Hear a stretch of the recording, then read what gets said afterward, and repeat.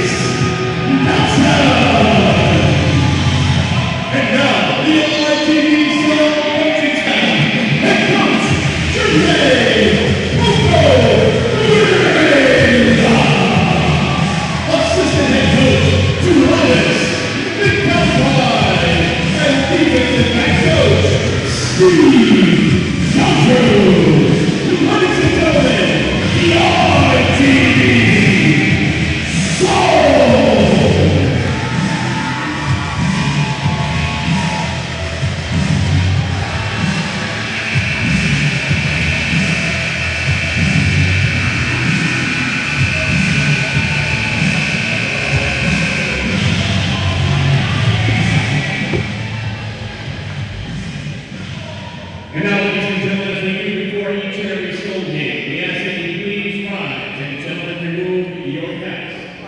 First, we'll have a pregame prayer, today being led by the Souls defensive lineman, number 5, Jared Williams.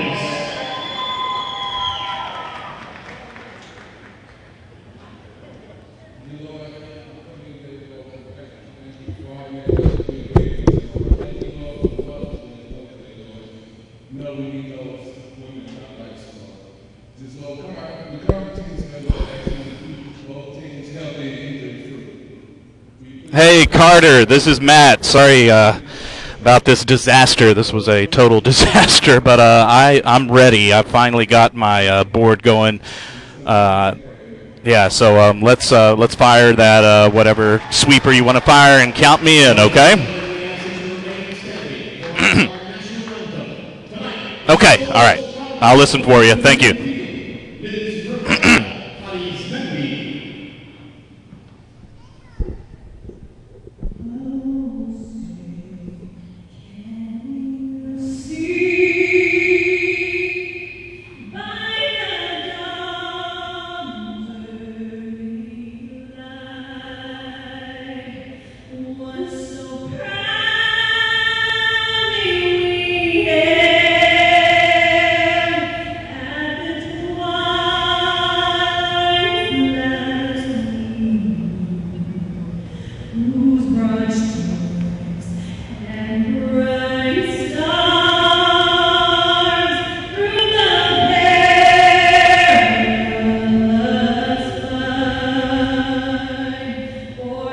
Yes, I can.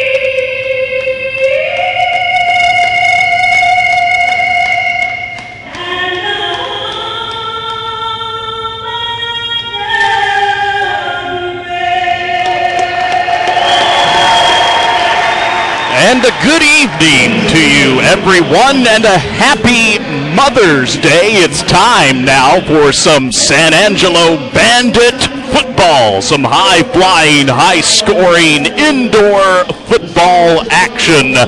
We just honored America with the singing of our national anthem. My name, fans, is Matt McGraw. Matt McGraw here, so thank you for joining me. Coming to you live from Hidalgo, Texas, a little bit south of McAllen. It's the home of the Rio Grande Valley Soul. So your Bandits are on the road, as we said, maybe 5 miles from the Mexico border, but no passports needed. We are in Texas. The Bandits here trying to take control of first place, fans, because we've got a meeting here of 2 teams, Rio Grande Valley and your San Angelo Bandits, that are tied for first place. Both teams with 4-2 records. You play 12 games. It's a 12-game schedule in the Lone Star Football League, and so 6 games are in the books. We're starting the second half of the Lone Star Football League schedule for the Bandits. And as we said, both Rio and San Angelo are 4-2. So somebody kind of goes into the driver's seat, if you will, for first place as we begin the second half, the last 6 games of the schedule. Of course, you have playoffs. You even have what you would call the Super Bowl, if you will, the championship game in the Lone Star Football League. This season, the 2014 season, we've got 5 teams. It's kind of a small league this year, but 5 really good teams. 3, they're going to take 3 to the playoffs. So after everyone plays 12 games, the top 3 are going to advance to the playoffs. The first place team will get a bye. The second and third place team will play each other for the right to meet that first place team in the championship game. So the Bandits hope to be one of those 3 teams, as we said, sitting pretty right now. Glad to have you in. We had some difficulties, fans, let me tell you. We normally broadcast this, and you should still have a pretty good sound. I've got a wireless mic. You should be able to hear some of the background crowd noise here as we broadcast on 1260 KKSA, your home for San Angelo sports and news talk. So it should still sound good, but not going to get too technical.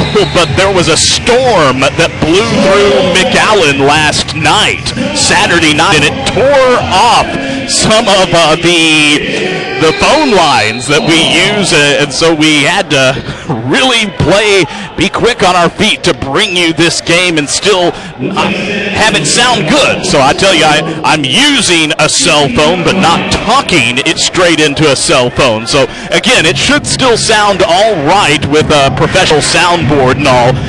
But let me say, it was wild. So sorry we didn't get on earlier to bring you any of the pregame.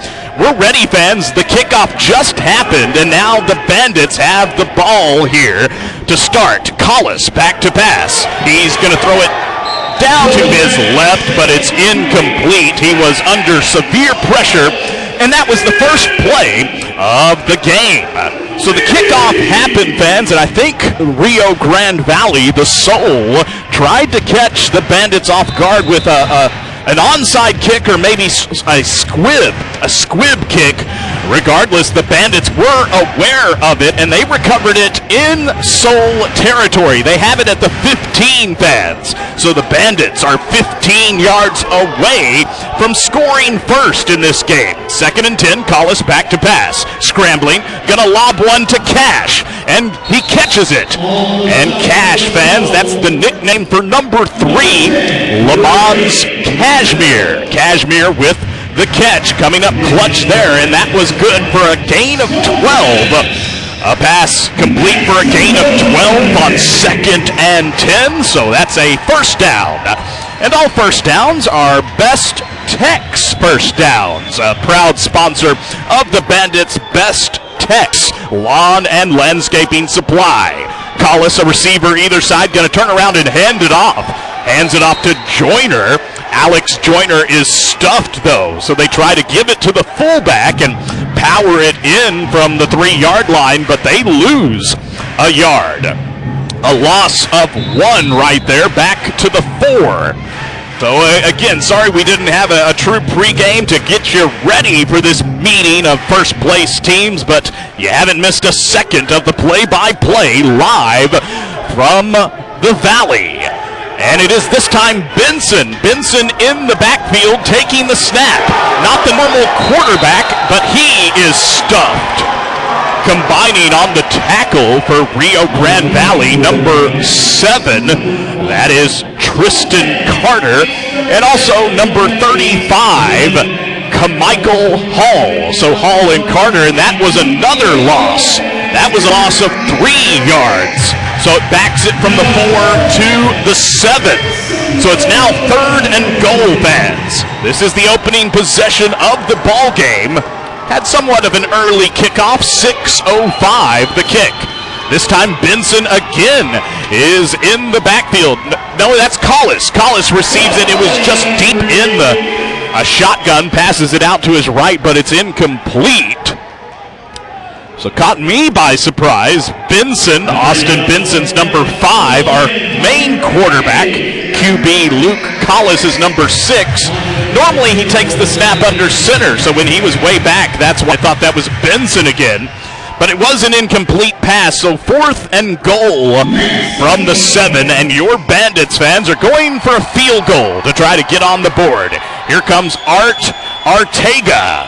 Artega for it's going to be a 24-yard field goal, snap good, kick is good, splits the uprights, and the Bandits do draw first blood. But of course, in indoor football, no lead is safe, as the Bandits showed their last time out when they were playing Rio Grande Valley. But that game was back home in San Angelo, and it was about 10 days ago because the Bandits were off this past week.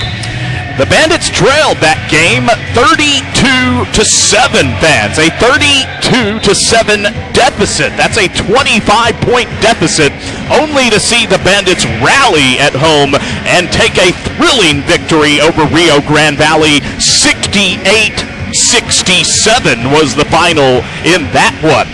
Here we are, Bandits 3 and Rio Grande Valley to get their first possession, 3-0.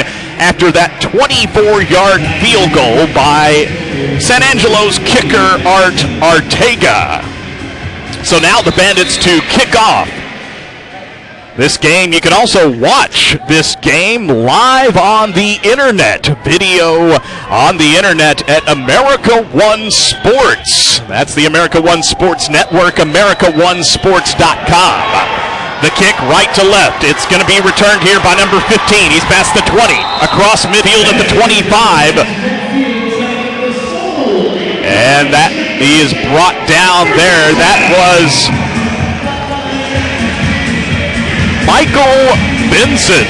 Michael Benson with the return right there into Bandit territory. The Rio Grande Valley Soul going to set up shop here at the Bandits' 24-yard line. So just across midfield, we play on a 50-yard field in indoor football, 8-on-8. 8 players on offense against the 8 of the defense. And the Bandits QB Davis goes with a hard count, the Soul, Rio's QB, goes with a hard count and draws San Angelo offside. Whistles blow, though, before the snap, because there was contact made, so they didn't let this play go on. There is the call. I think they're going to get it on number 11 of San Angelo, Desmond Rayford. It's a 5-yard penalty and offside. It's going to make it 1st and 5. Rio Grande Valley, the football. The Bandits lead 3-0 here in the first quarter. The quarterback for Rio, Nate Davis, back to pass, going to throw a short screen, and it's caught. And down to the 5 is the tight end. The tight end on that play, number 5, Jared Williams. So you don't always see the pass to the tight end at this high-flying indoor football. A lot of times you air it out, but one of the 3 offensive linemen is always eligible. And that was a 1st and 10 for the Soul. They now, or first down rather. They have it first and goal at the 5. 2 receivers near side, 1 far side, and Davis going to hand it off. But that's stuffed. And that was Tristan Carter for the Rio Grande Valley Soul. He was met in the hole by Desmond Rayford. Rayford, such a quality defensive lineman / linebacker for the Bandits. Call it a gain of 1 to the Bandit 4-yard line. Gonna set up second and goal. This time, Rio's quarterback Nate Davis in the shotgun, takes the snap, throws it near side, flag flies in. It was caught for a touchdown. But we do have a penalty. Let's wait here for the call, as a flag did fly in. But the Soul, Rio Grande Valley, seems to think it's on the Bandits. But it's not. It is not. That is good news if you're a Bandit fan. They call an illegal formation. Illegal formation, and where they got that one, they had too many men in the backfield. In indoor football, when it's 8 on 8, you can only have 2 in the backfield, the quarterback and the fullback. You can have a man in motion, but he has to be, even when he's in motion after the snap, has to be outside of the offensive line. So back it up. Second and goal. Davis going to throw it out, and that's picked. It's picked by Quarles. Quarles at the 15, 20, into the Bandit, into Soul territory, down to the 10, 5. Touchdown! Touchdown Bandits! A pick 6. An interception by Demetrius Quarles, and he takes it to the house. He picked that off, fans, at the 4-yard line and took it 46 yards. A 46-yard interception return for a Bandit touchdown by Quarles.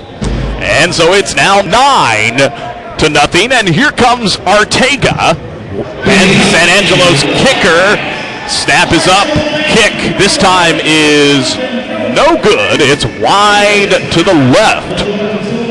So it's going to stay 9-0. What an incredible play by the Bandits defensive back, one of their better ones, a 5'9", 170-pound defensive back, Demetrius Quarles. A 46-yard interception returned for a touchdown. And it is San Angelo 9, Rio Grande Valley 0. Clock is currently stopped, fans. 9:08 to play in the first quarter. If you're new to the rules of indoor football, we have a continuous clock.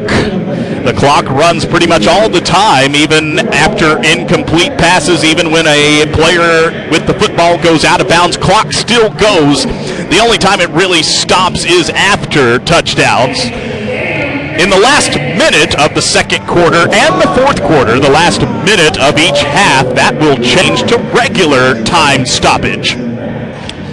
We'll give you some of our sponsors, fans, that help bring us this broadcast of San Angelo Bandit football here on 1260 KKSA. We'll be sprinkling those in throughout. Ken let you know you might as well just keep it locked right here at 1260 AM because we don't take hardly any official timeouts. I just give you some live reads. So settle in here on Mother's Day. The Bandits, a nice start.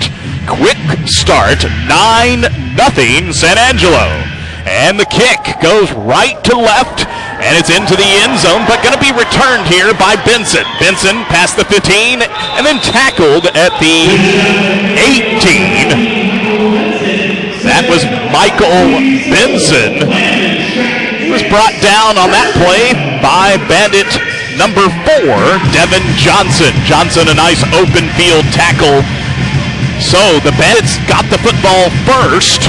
They drove down, got a field goal. Then Rio Grande Valley got the ball, drove down to a second and goal before getting picked. And a Bandit interception returned for a touchdown. So now the second possession for the Rio Grande Valley Soul.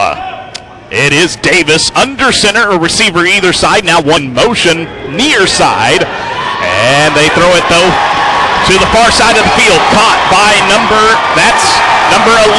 Damian Clark.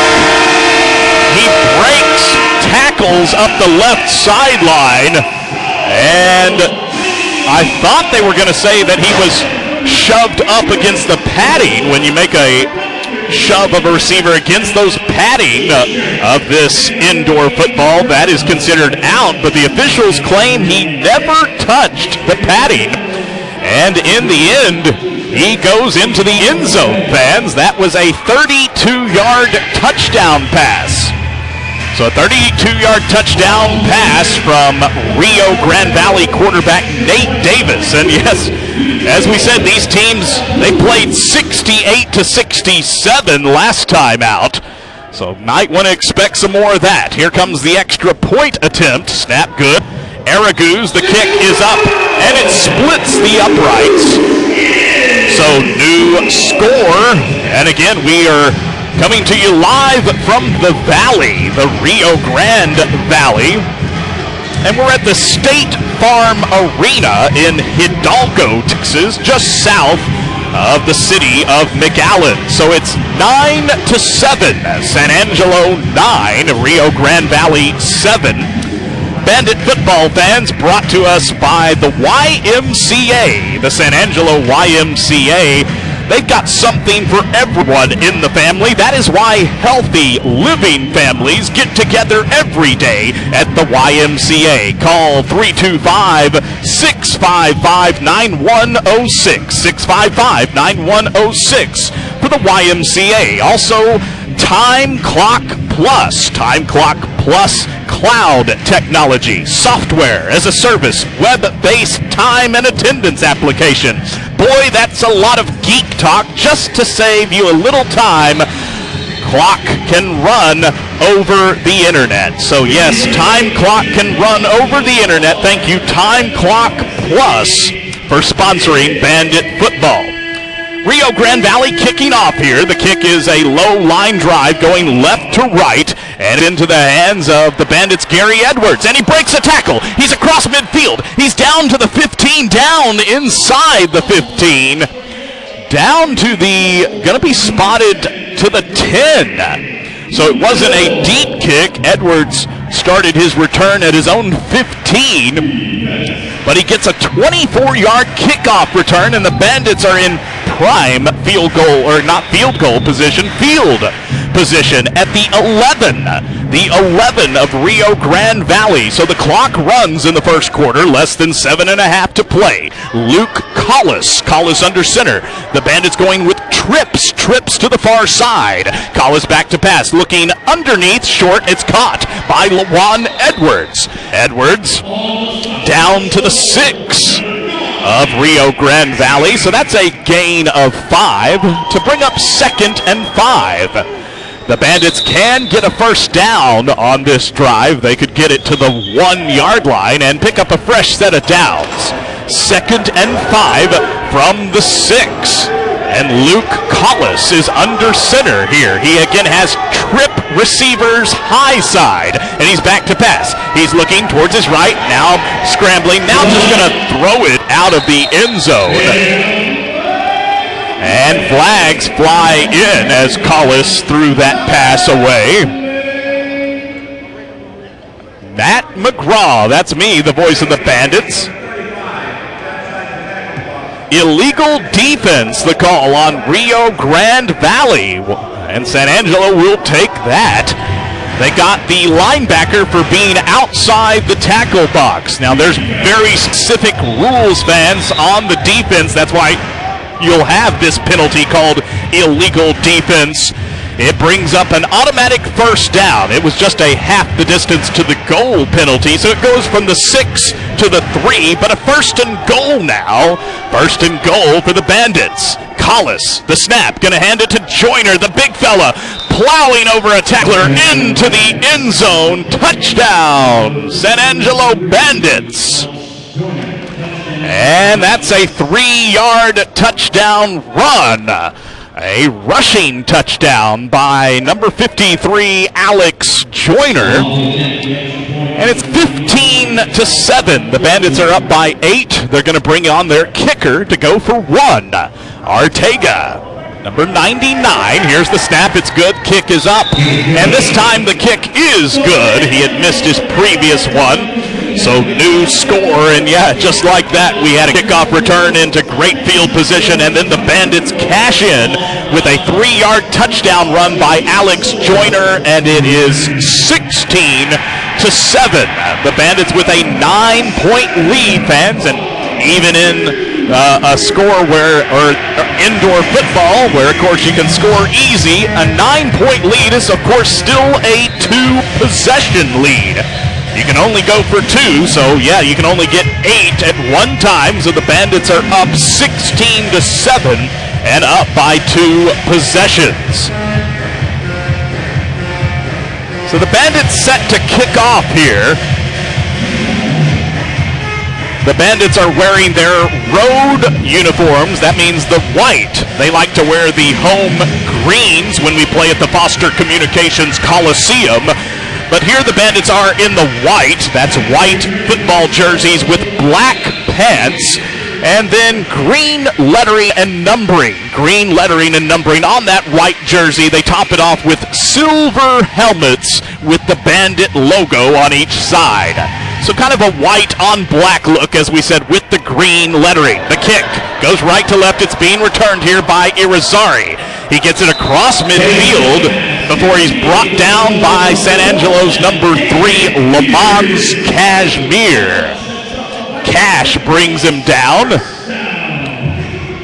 And Rio Grande Valley going to start this drive. 1st and 10 in Bandit territory. They're at the Bandit 23. We're in the first quarter, fans. We've already seen 23 points combined scored in this first quarter. The Soul, their QB, Davis. He's back to pass, looking towards his right, which is the far side of the field. It falls incomplete, though, and brings up 2nd and 10. Good coverage on that play by number 2, DeMarcus James. A 6'1", 195-pound defensive back for the Bandits. James with a pass defended there. Going to bring up 2nd and 10. The Soul have a receiver either side of Nate Davis, the QB. Now a second receiver in motion, and it's near side, but they're going to hand off to Tristan Carter, but he is met in the hole, combining on the tackle Desmond Rayford, and also number 7, Jeremiah Turner. Is a minimal gain, a gain of just a yard, and is going to bring up 3rd and 9. The Soul, fans, and the mascot, when I say the Soul, this is not S-O-U-L. This is not what we all have inside us. This is S-O-L, the sun, if you will, the soul. And a flag flies in at the snap. Could be a soul penalty. They do throw it into the end zone for a touchdown. But I really do think this is going to be either a false start or an illegal formation on the Soul. The officials getting together. A flag flew in immediately at the snap. Officials getting together here. Clock currently stopped. 4:12. And here's the call. And it is against Rio Grande Valley, and it was on their receiver who was in motion, Damian Clark. Clark, who caught a touchdown pass earlier this quarter. You can be in motions, going straight ahead, full speed ahead at the snap of the ball, but you still have to be behind the line of scrimmage. They called the Rio Grande Valley receiver in motion to be in the neutral zone. So a 5-yard penalty against Rio Grande Valley. A 3rd and 9 is now 3rd and 14. And it's back into Rio Grande Valley territory at their own 23. This time Collis back to pass. A man in motion, high side, that's Clark. Collis throws, or excuse me, not Collis. Davis connects with Clark into Bandit territory and a first down. A big play. It came up the sideline, the far side, as I call the action for you. It is a first down for Rio Grande Valley. First down at the Bandit 12. So Rio Grande Valley, the football, the Bandits have a 16-7 first quarter lead. Nate Davis, the QB, this time trip receivers near side, going to hand it off to Carter, but a nice tackle there. Let's see as they pull off the pile, the last guy getting up, Austin Benson. Benson laying the wood. He's a 6'2", 235-pound linebacker for the Bandits. And they're going to say that was actually a tackle behind the line of scrimmage. A loss of a yard, 2nd and 11. Rio Grande Valley, this time 3 receivers near side. The snap is fumbled. And there's a scrum for the football. I think Rio Grande Valley's QB fell on it. He did. He's getting up. But that does go as, if you will, a loss of down. And a loss of a few more yards. They lost 2 yards on a fumbled snap. So a 2nd and 11 is now a 3rd and 13. See if the Bandits can come up with another big play. They already have a turnover in this game that they have scored 6 points off of. Here comes a 3rd and 13. Again, 3 receivers near side. Davis back to pass. Under pressure, going to roll to his right.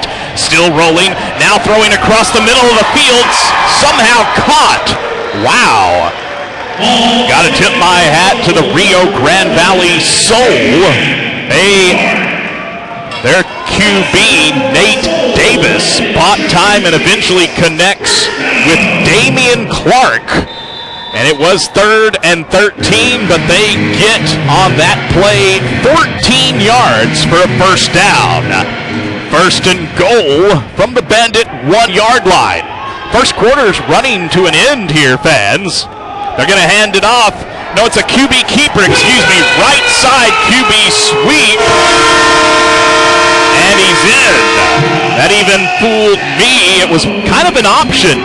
You don't always see the option at indoor football, but the QB had the football as if he was going to hand it off up the middle to his fullback, but then he pulled the football out of the arms of the fullback and just kept it and went around the right side. It goes as a 1-yard touchdown run by the Rio Grande Valley QB, Nate Davis. Now they're going to go for 1. It's 16-13 after that Rio Grande Valley touchdown. Bandits lead by 3. Araguz, the kicker for Rio Grande Valley. That's blocked by Jeremiah Turner. The Bandits block the extra point. And so keep the score where it is, fans. San Angelo Bandits 16, the Rio Grande Valley Soul 13. 1 minute, actually 59 seconds. Clock is stopped right now. 59 seconds left in our first quarter. Give you some more sponsors of Bandit football, like the Twin Mountain Steakhouse. Twin Mountain Steakhouse, the originator of the scraps. Call 325-949-4239. Also, Twin Mountain Dentistry. Twin Mountain Dentistry, creating smiles that last a lifetime. Call them at 325-949-4111. 949-4111 for the Twin Mountain Dentistry. Also, Wendy's. Wendy's, where quality is our recipe. And you can call them 947-3231. West Texas Fire. West Texas Fire, located at 138 West Concho Avenue in San Angelo. Their number, 655-5441. And finally, one last one here. Sunset Chiropractic. Sunset Chiropractic, put your health in good hands. Call them at 325-223-5555. That's 223-5555 for Sunset Chiropractic. The kickoff, it's into the hands of Cash. Lamons Cashmere across the 15 and gets it up to the 20. It was a return of 16 yards. He takes it from his own 4 to the 20. So that's where the Bandits will have the football, fans, and they have a lead. So not only do they have the football, but they're up by 3. San Angelo 16, Rio Grande Valley 13. A meeting of two teams that are tied for first in the Lone Star Football League. Bandit QB Luke Collis under center. A receiver to his near side, far side. He's going to air it out. It's for Thomas, and it is incomplete. Wow, that was batted up in the air and almost caught by Johnny Thomas of the Bandits. But in the end, it is, as I said, batted away and brings up 2nd and 10. Clock running here. We might be running out here in the first quarter. And that is going to happen. The first quarter comes to an end. I said we don't take a lot of commercials, but we do take just 1 minute here between the first and second quarters, so we will take a 60-second break at the end of the first quarter. Our score, San Angelo 16, Rio Grande Valley 13. You're listening to San Angelo Bandit Football, and it's right here on 1260 KKSA.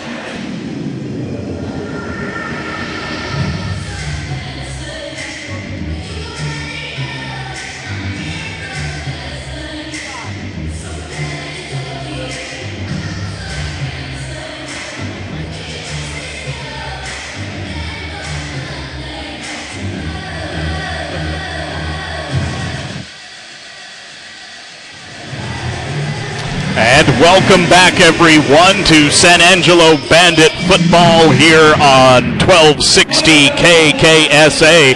Getting ready to start the second quarter. The Bandits lead by 3, 16-13.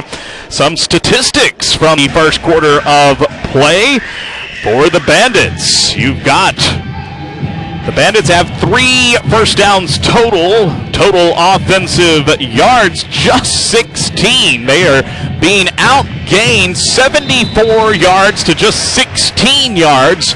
But that lets you know how big that 46-yard interception return was. Of course, that doesn't count as offensive yards. And the Bandits have also had short fields. Here's the first play of the second quarter. Collis is back to pass, going here near side to Edwards. Edwards catches it and makes one man miss into Rio Grande Valley territory. Looks like it's a gain of 8. That was on 2nd and 10, so now it's 3rd and 2. 3rd and 2 from the Rio Grande Valley 22-yard line. Matt McGraw bringing you the action. Hope you're enjoying your Mother's Day, and let's see if the Bandits can bring home a win. They're trying to get their first win on the road. They've had a great time at home, 4-0 at home, but 0-2 on the road for 4-2. Now Collis back to pass, looking this time high side, and he hooks up with Lawan Edwards. A nice strong arm. That was a tough pass by Collis, because it was almost completely across the field from the near side of the field all the way out to the far side, but complete for a Bandit first down. First downs is always brought to us by Best Tex. Best Tex Lawn and Landscaping Supply right here at Devonian Drive in San Angelo. First and 10 from the 15 of Rio Grande Valley. Collis, this time with 3 receivers, and now a flag. Flag flies in before the snap, and it's going to be offsides on Rio Grande Valley.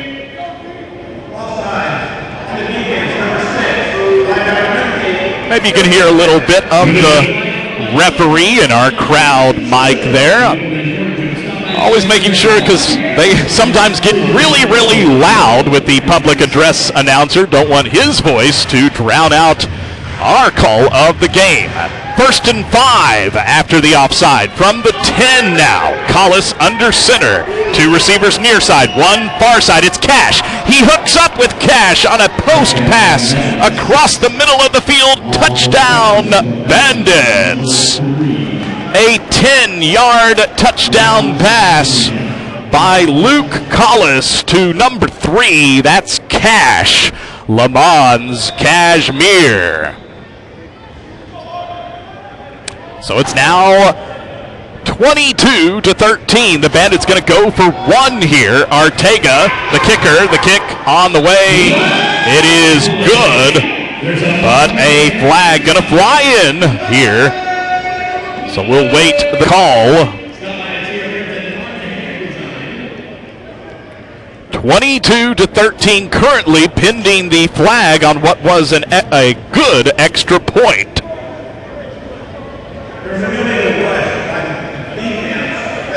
Illegal defense, an illegal defensive lineup on the extra point try. They're just going to decline that penalty. And so the Arteaga kick is good. So our score, fans, is San Angelo 23, Rio Grande Valley 13. A 10-point lead on the road for the Bandits. As I said, they're wearing their road uniforms. You remember, they wear those green uniforms at home, but here on the road, they're in their whites. White jerseys with black pants and green lettering. Bandit football brought to you by D. Ray's Burgers. Come see us after every Bandit home game at D. Ray's, because we are open till 3 a.m. on Fridays and Saturdays.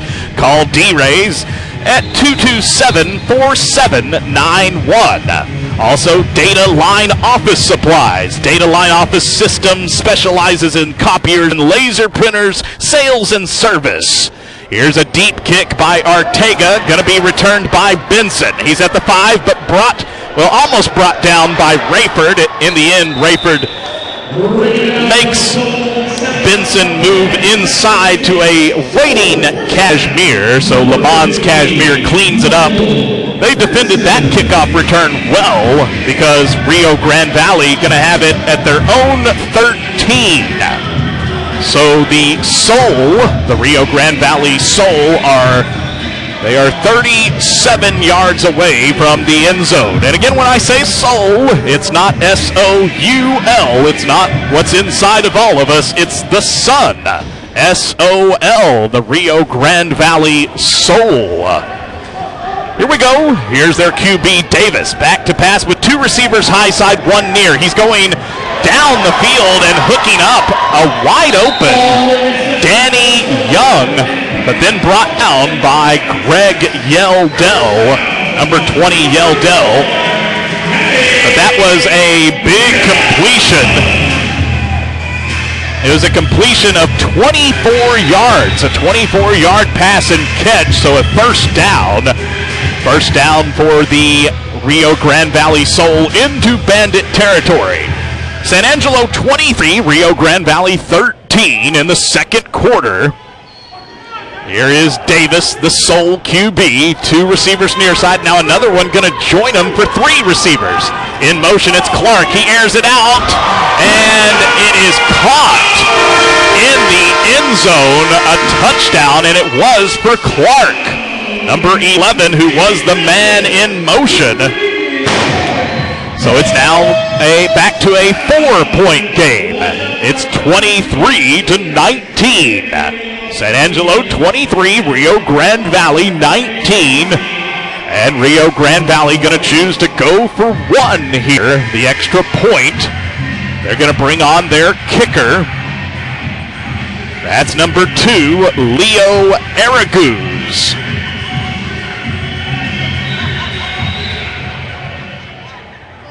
So Araguz here setting up for an extra point. Here comes the snap. Snap is good. Now they're faking it. It's to Davis. He's trying to run it in. I think he's stuffed. Oh, they're going to say he crossed the plane on a fake extra point. They do get two.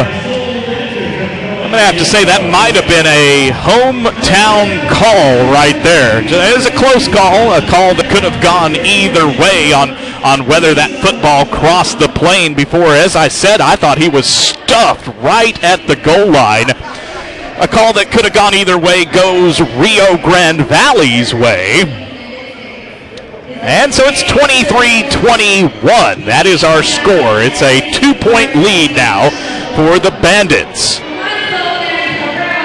That touchdown was a 17-yard touchdown pass by Nate Davis. Davis now has 2 touchdown passes on the day, and both of them have gone to Damian Clark. Clark is up to 75 yards receiving and 2 touchdowns.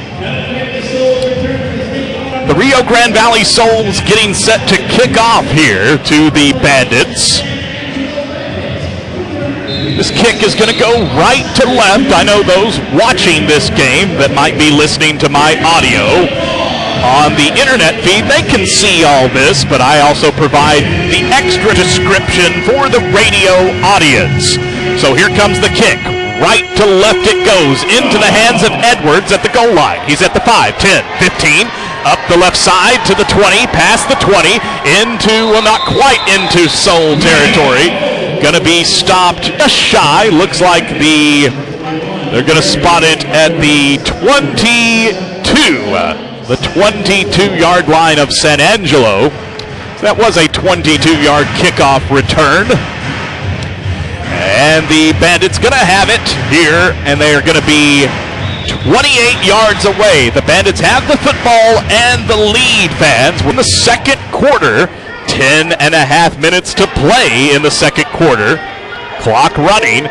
Here's Collis, back to pass, 2 receivers near side, and he's under pressure, and he's brought down. A quarterback sack.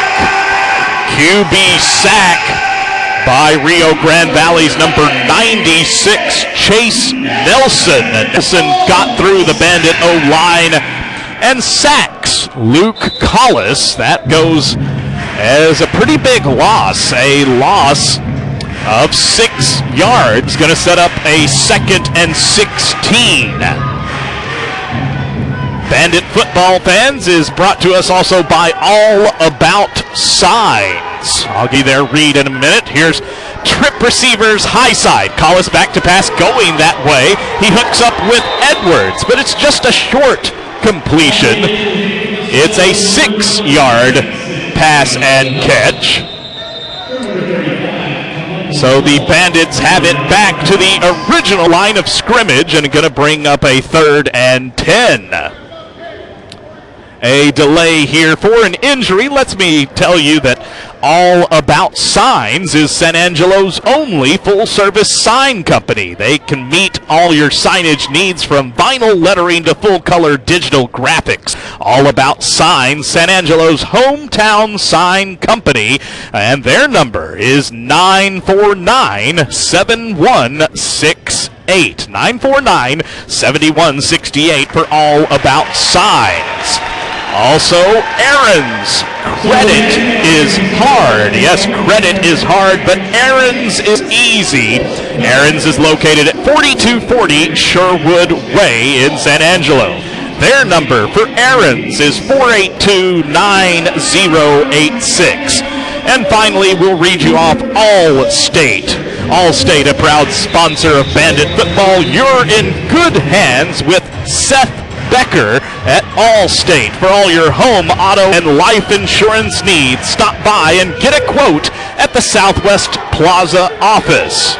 Seth Becker and Allstate Insurance. 3rd and 10. Collis back to pass. Looking near side. Oh, in and out of the hands of Johnny Thomas. Number 13, Thomas, the intended receiver, going to bring up a 4th down. For those of you new to indoor football, I ask you, where have you been? No, I tell you that there is no punting. It's fourth down, but there is no punting. That is not allowed in indoor football. You either have to go for it or attempt a field goal. The Bandits are going to go for it here on 4th and 10 from their own 22. To receivers near side. Here comes a third. It's Cash in motion near side, and they hook up with Cash across the middle of the field. It was a big completion down to the 15. That is on 4th and 10. The Bandits, they get 14 yards, first down, San Angelo. Collis quickly here. Back to pass again. He's looking across the middle, now under pressure, now just going to throw it away. A wise play there to bring up 2nd and 10. Score, fans, is San Angelo 23, Rio Grande Valley 21. A 23-21 ball game. We're in the second quarter. Even after that incompletion, the clock is running. We tick under 7:45. Less than 7:45 to play here in the second.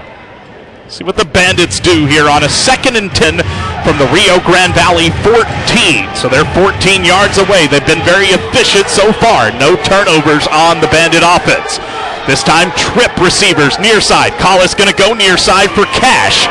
Cashmere catches it, makes one man miss, gets down to the 10 for a gain of 4. A 4-yard gain on 2nd and 10 brings up 3rd and 6. 3rd and 6 for the Bandits. Here in the second quarter, we're going to have less than 7 minutes to play in the second by the time this snap occurs.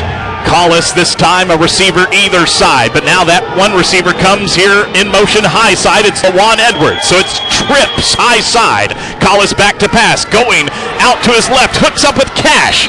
Cash makes one man miss, gets down inside the 5. And a first down. Yes, a nice play. Hook, pass, and catch by Collis to Lamons Cashmere. First down, San Angelo. That's another Best Tex first down. Best Tex Lawn and Landscaping Supply. They're kind of our chain gang sponsor. So thank you, Best Tex, for sponsoring every Bandit first down. They're located at Devonian Drive in San Angelo. First and goal now, fans, from the 3. They're going to hand it off to the big boy, Joyner. He makes makes a man miss, kind of runs over a guy, gets it down, but not to the end zone. He just gains a yard. He goes from the 3 to the 2. 2nd and goal from the 2. The Bandits have a 2-point lead, fans, trying to extend this lead. Currently, it's 23-21. 2nd and goal from the 2. Collis, the QB, is going to go again under center. A receiver either side now. Edwards in motion, full head of steam, near side. They're going to hand it off again, but Joyner is stuffed. This time for a loss. So 2 inside runs to Alex Joyner, the fullback. But in the end, it's going to be 3rd and goal, and it backs it up now to, see where they're going to spot this one. They're going to spot this one all the way back to the 4, so a loss of 2. 3rd and goal from the 4. Again, a receiver either side to Collis. Now Edwards in motion near side. Back to pass, he's looking for Cash. It's high side, and it's caught. It's caught for touchdown, San Angelo Bandits. Lamons Cashmere. Cash for a touchdown. That was a 4-yard touchdown pass by Luke Collis to Cash. And it's 29-21. Now the Bandits on for an extra point to make it a 9-point game. Snap a bit low. Kick is going to be wide right. It kind of was a bobbled snap, and the snap itself wasn't even good. And then the holder Edwards, could not get that one down in time. And it was just all kinds of fouled up. So the extra point no good, but the Bandits have an 8-point lead after that 4-yard touchdown pass.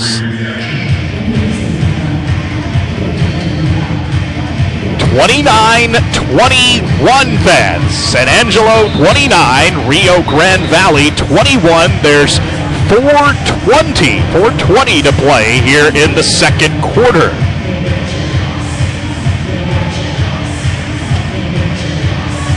The Bandits gonna be kicking off here. They just drove the length of the field for a touchdown, went left to right to do it, so this kick will also go left to right. Bandit football is sponsored by Concho's. Concho's Downtown is your downtown sports destination, where family, food, and fun come together at Concho's. Call them at 617-7858. It's going to be Art Artega to kick this one away. Here comes the kick, left to right. It's a high end-over-end kick, deep into the Rio Grande Valley end zone. Going to be returned, though.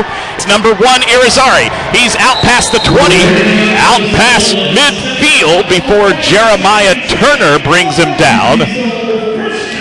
That was number 7. No, I was right. That was number 1. I'm sitting high, very high atop the State Farm Arena here in Hidalgo, Texas. So a 7 can look like a 1, but I was right the first time. That was number 1 on the return. A pretty good return because he started deep in his own end zone, and now it's at the 24-yard line of the Bandits. So just past midfield, Rio Grande Valley 24 yards away. Bandits lead by 8 in the second quarter. Rio Grande Valley's QB Davis, he's back to pass. He's scrambling because he's under pressure, throws it across the middle of the field, but that's incomplete. And that was a dangerous pass, in my opinion, to let that thing kind of flutter over the middle of the field. But the Bandits could not make a break on it. It was overthrown, but as I said, it falls harmlessly to the turf for an incomplete pass. The San Angelo Bandits lead at 29-21. 3:15 to play in the second quarter. This time, Dates back to pass again, gonna lob one out, and it's incomplete. He was throwing it out to his left, which is the near side, as I sit and call this one. The near side, as it kind of came to the side I'm on. Incomplete, fans, and it's 3rd and 10. See what the Bandits can do. Any stop in indoor football is always huge. Talking with San Angelo head coach Joe Brennan, he's asking for about 3 stops a half. 3rd and 10. Davis back to pass, looking across the middle. It's Clark. Broken up, but a flag flies in. Number 4, Devin Johnson, made a break on the football to break the pass up, but the officials look like they're going to call him. They're going to get Johnson maybe making contact a bit too early. Again, another close call, though. It's tough on the road, let me tell you, fans. Not to accuse the officials of it by any means, but they are kind of under some pressure from hometown fans.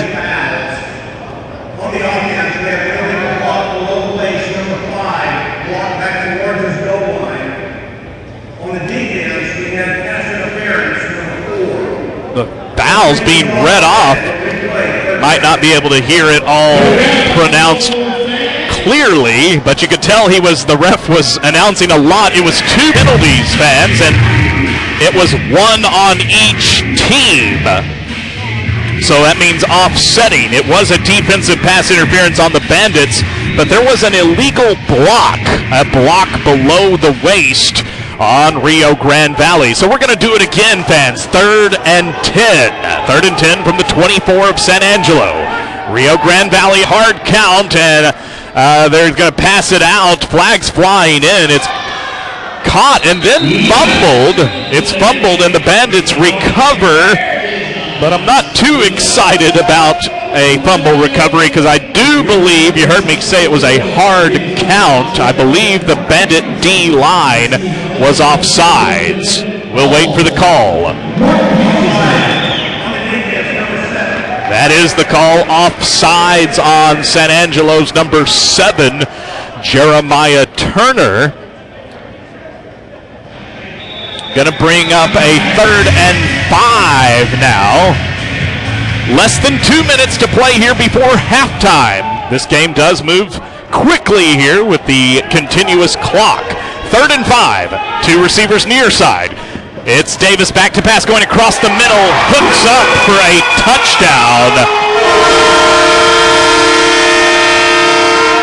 to number 3, Dennis Campbell. And that's a 19-yard touchdown pass. 19-yard touchdown pass by Rio Grande Valley's Nate Davis. So it makes it 29-27. And Rio Grande Valley fans, interestingly enough, going to choose just to go for 1. They're not going to try to tie the game up. They've got their kicker out, but of course they faked the last one. Here comes the try. The snap, good. The kick is blocked. It's blocked again. And Yeldell scoops it up. I think you can get points out of this. Yeldell for San Angelo into the end zone. And so the Bandits, I believe, get 2 points out of that. Out of blocking a PAT and returning it. Yes, that is what happened. So it was 29-27, but make it, fans, 31-27. So San Angelo, that in the end's not too bad. Clock is stopped, 1:12 to play. I tell you what, we've just passed the top of the hour, so to stay cool with the FCC, we're going to pause. We're going to pause 10 seconds for station identification. You're listening to San Angelo Bandit football right here on 1260 KKSA.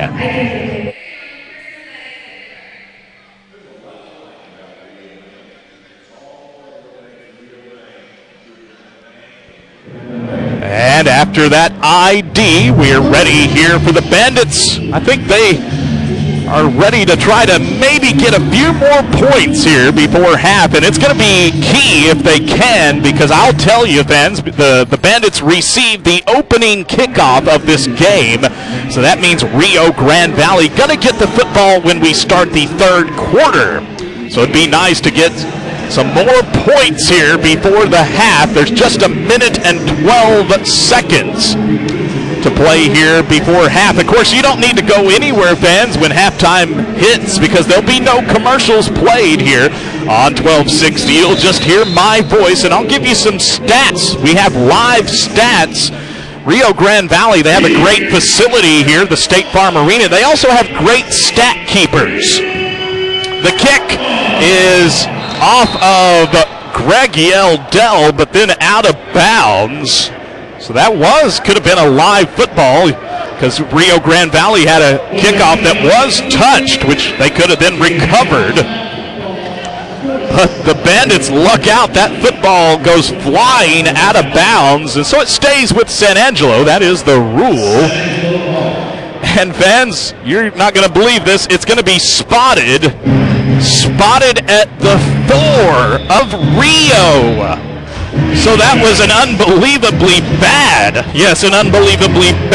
kick by Rio that hits into a Bandit player, but then goes out of bounds at the 4.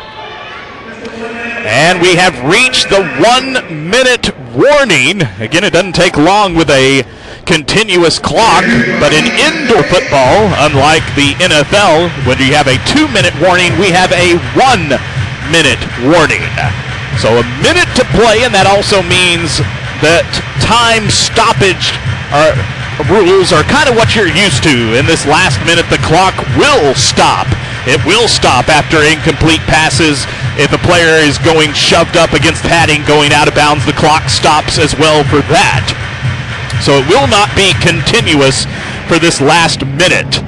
So after, as I said, that ugly kickoff, but it could have been disastrous for the Bandits. They kind of got lucky that it went off their player and then out of bounds. They're at the 4. Collis going to try a QB keeper, but he is met.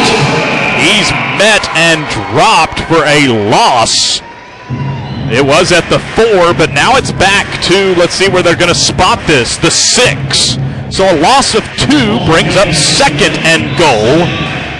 Clock running right now at 35 seconds before halftime. Bandits lead by 4.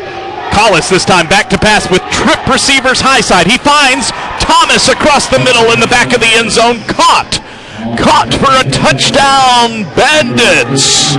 A 6-yarder there. A 6-yard touchdown pass by Luke Collis to number 13. That's Johnny Thomas. And it's 37-27.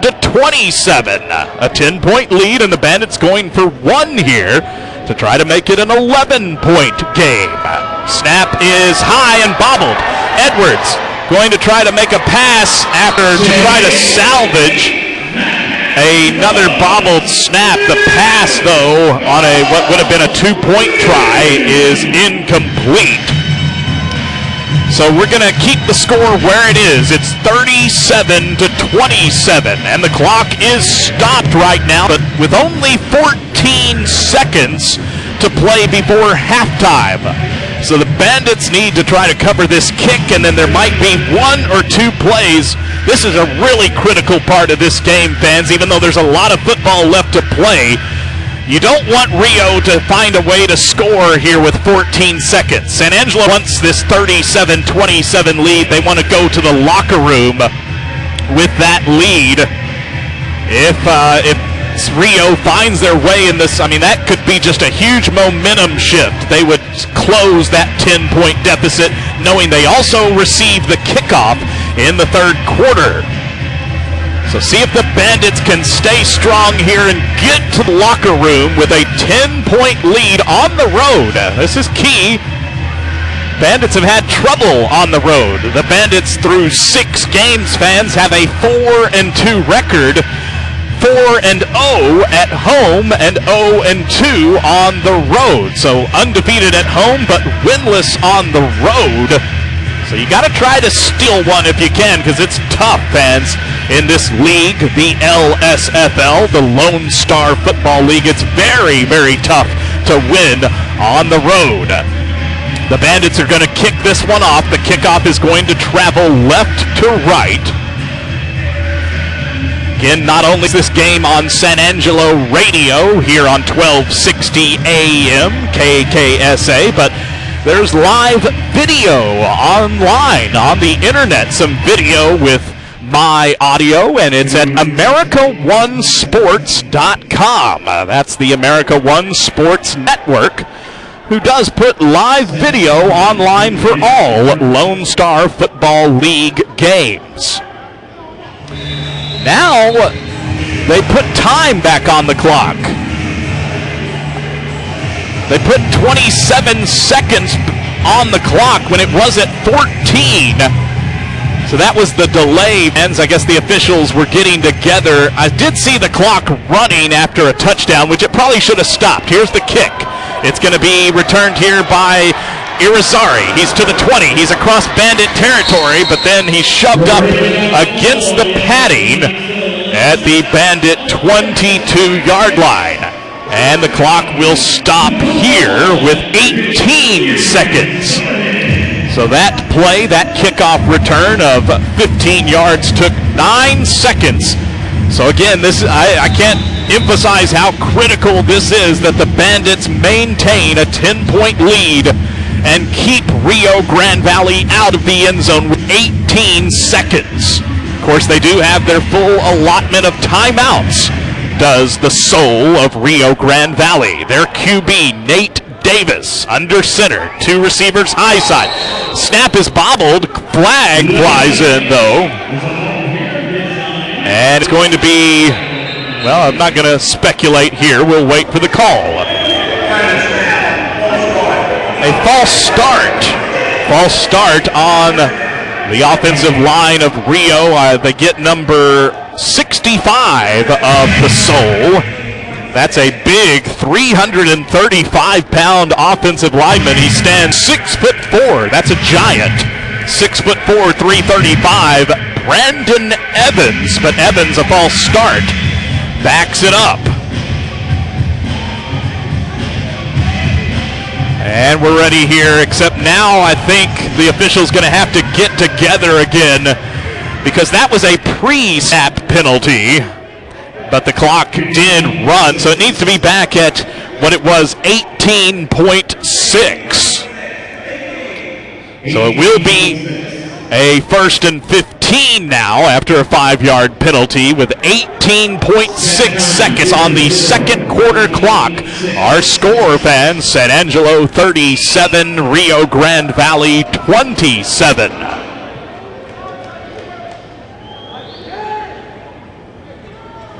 There's a delay here because there is clock problems. They're having some clock issues. Can let you know that Bandit Football is brought to you by Blair's. If you love Western wear, you will love shopping at Blair's Western Wear. I'll give you the rest of the read after this play. Davis is under center for Rio Grande Valley. He's back to pass with 2 receivers high side, but he goes near side, and it's Clark who catches it. He's inside the 10, but the clock never ran. The clock never ran on that play. So they're having all kinds of issues, and you kind of think it's fishy. It smells rotten to me that there's clock issues when Rio Grande Valley has the ball and we're playing here at their home arena.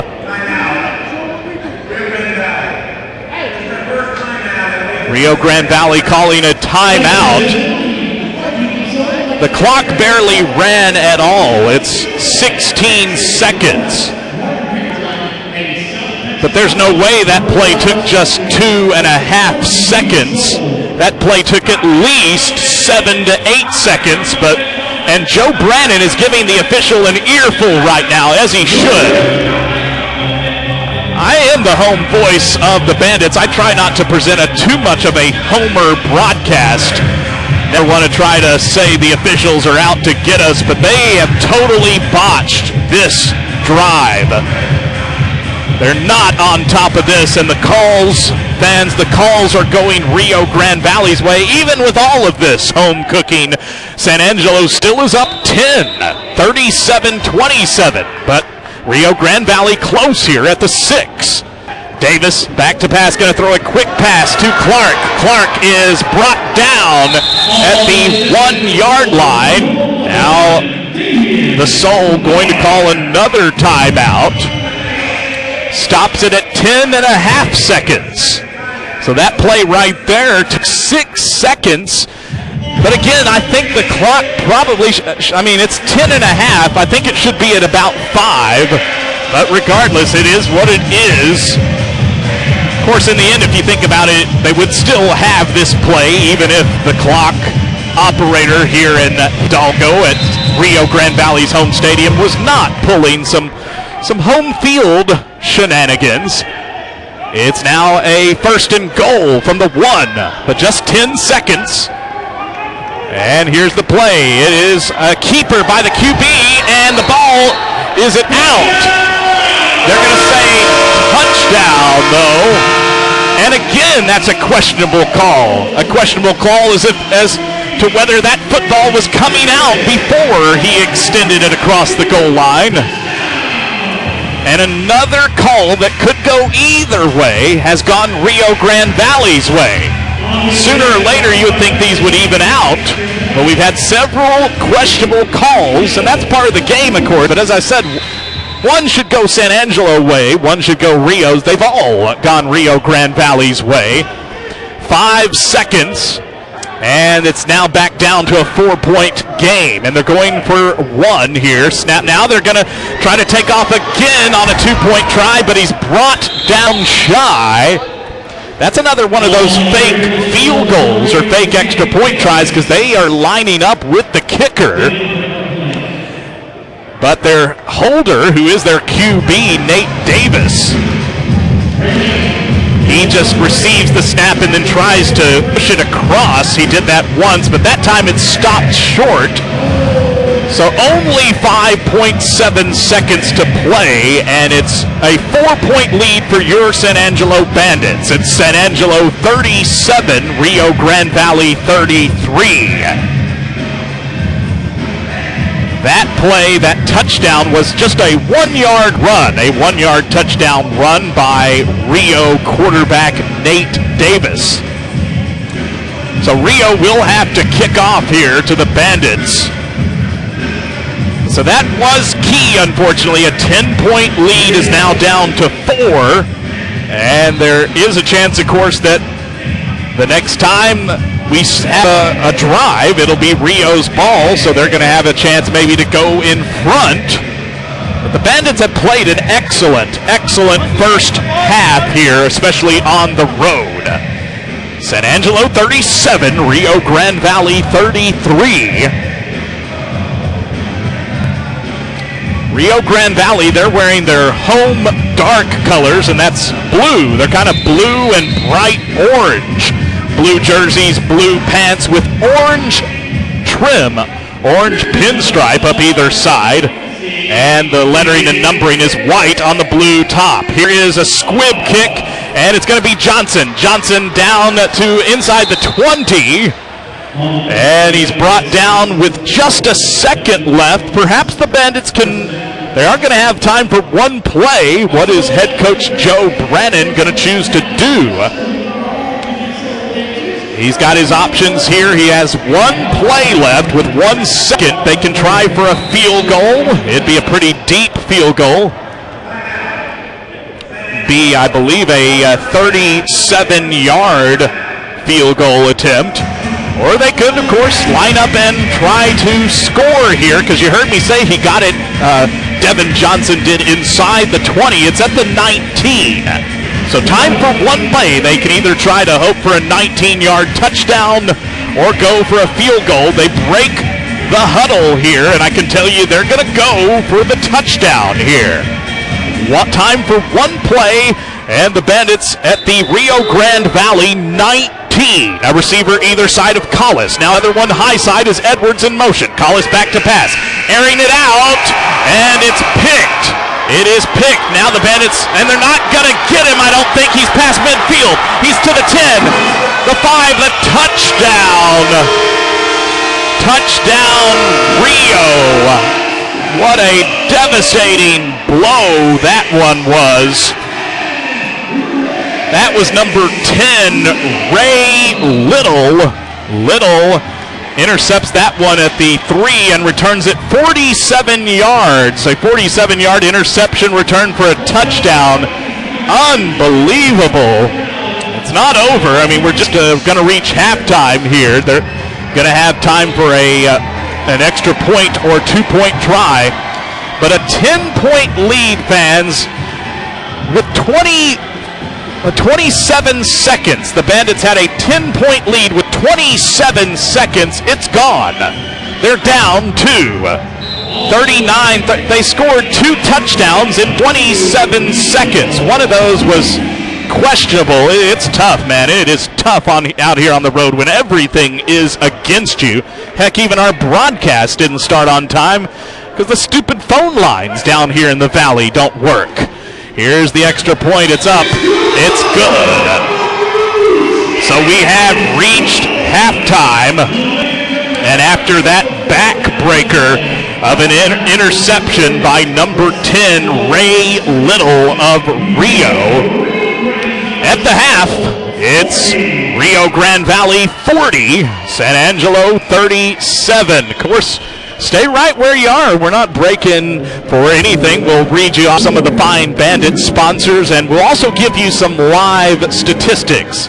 Maybe the only thing I like about being down here at Rio Grande Valley is that their stat keepers are the best in the league. And yeah, if you want to say I'm calling out the San Angelo stat keepers, I am, but I'm also calling out everyone. I'm the voice of the Bandits. I've been calling this this season, the 2014 season. Only in Rio do I get official statistics. Everywhere else, even home, they don't give me anything. And so there you go. It is what it is. So 40-37 is the halftime score. Man, that's, as we said, Bandits played such a solid first half, had a 37-27 lead, but the last 13 points of the first half, and they were scored with just 27 seconds. The last 13 points goes to Rio Grande Valley, and so yes, it is at the half from Valley, from Hidalgo, Texas, which is south of McAllen.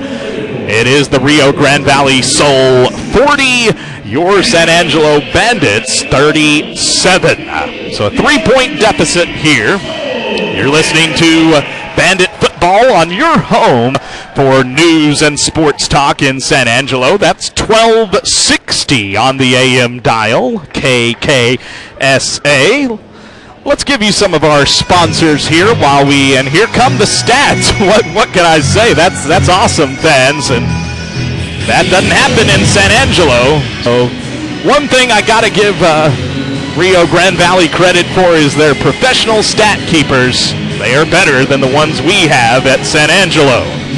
All right, before we give you some stats with the score 40-37, let's give you some of these live reads, because all of these businesses, fans, are helping bring you Bandit football. Trust me, fans, you're lucky to have an indoor football team in your town, your city of San Angelo. Not every town, even San Angelo size, even bigger than San Angelo, has a professional indoor football team. So just know that these businesses that I read, and when you go to the home games and you see all the advertisements, if you're in the market for one of those services, please give these businesses a chance to earn your business, because they have helped not just bring you broadcasts of Bandit football, but they're the reason the Bandits are here. They, in a very real sense, they're the reason that you have a professional indoor football team that really can entertain you. It is always a fun time at the Foster Communications Coliseum. Bandit football, proudly sponsored by Blair's Western Wear. Blair's Western Wear has the latest styles of fashion-forward Western wear, as well as traditional Western wear, from famous brands, fans, such as Wrangler and Ariat and Tony Lama and Justin and many more at Blair's Western Wear. Their phone number is 949-6287. 949-6287. Another Bandit sponsor, Calvert Collision.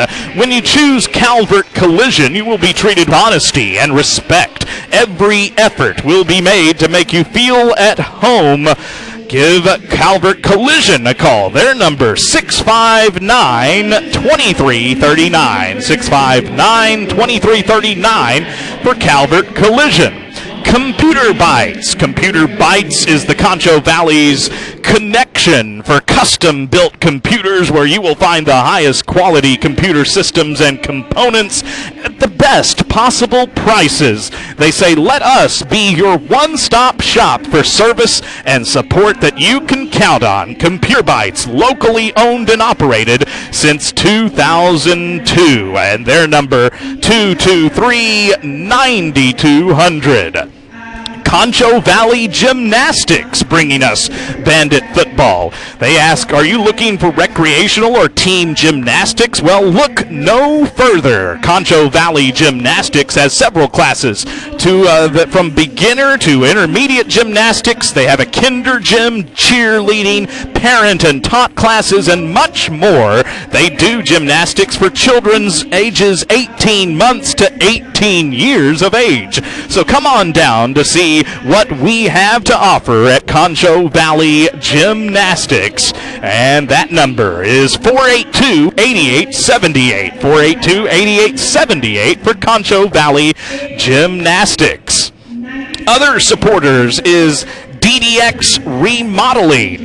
Call DDX Remodeling at 650-5864. And you've got Diego's Burritos fans, proud sponsors of the Bandits. Diego's Burritos, stop by any of their 4 locations, including the newest Diego's location on Knickerbocker Road for a great deal on even better burritos. Call Diego's Burritos at 223-0737. That's 223-0737. Dominguez Cabinets, fans sponsoring the Bandits. Dominguez Cabinets, your #1 source for professional service. We surpass the competition, not only in price but in quality as well. We'll build you custom cabinets and entertainment centers to your specifications.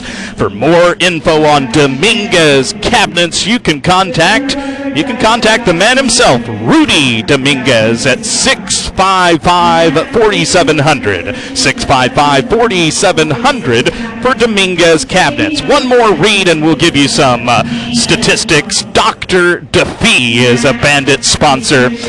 Dr. DeFee, they'd like to recognize him, the Bandits rather, would like to recognize Dr. DeFee because he is the Bandits team physician. Dr. DeFee is an orthopedic surgeon. He's located at 102 North Magdalene Suite. 102 North Magdalene, Suite 220.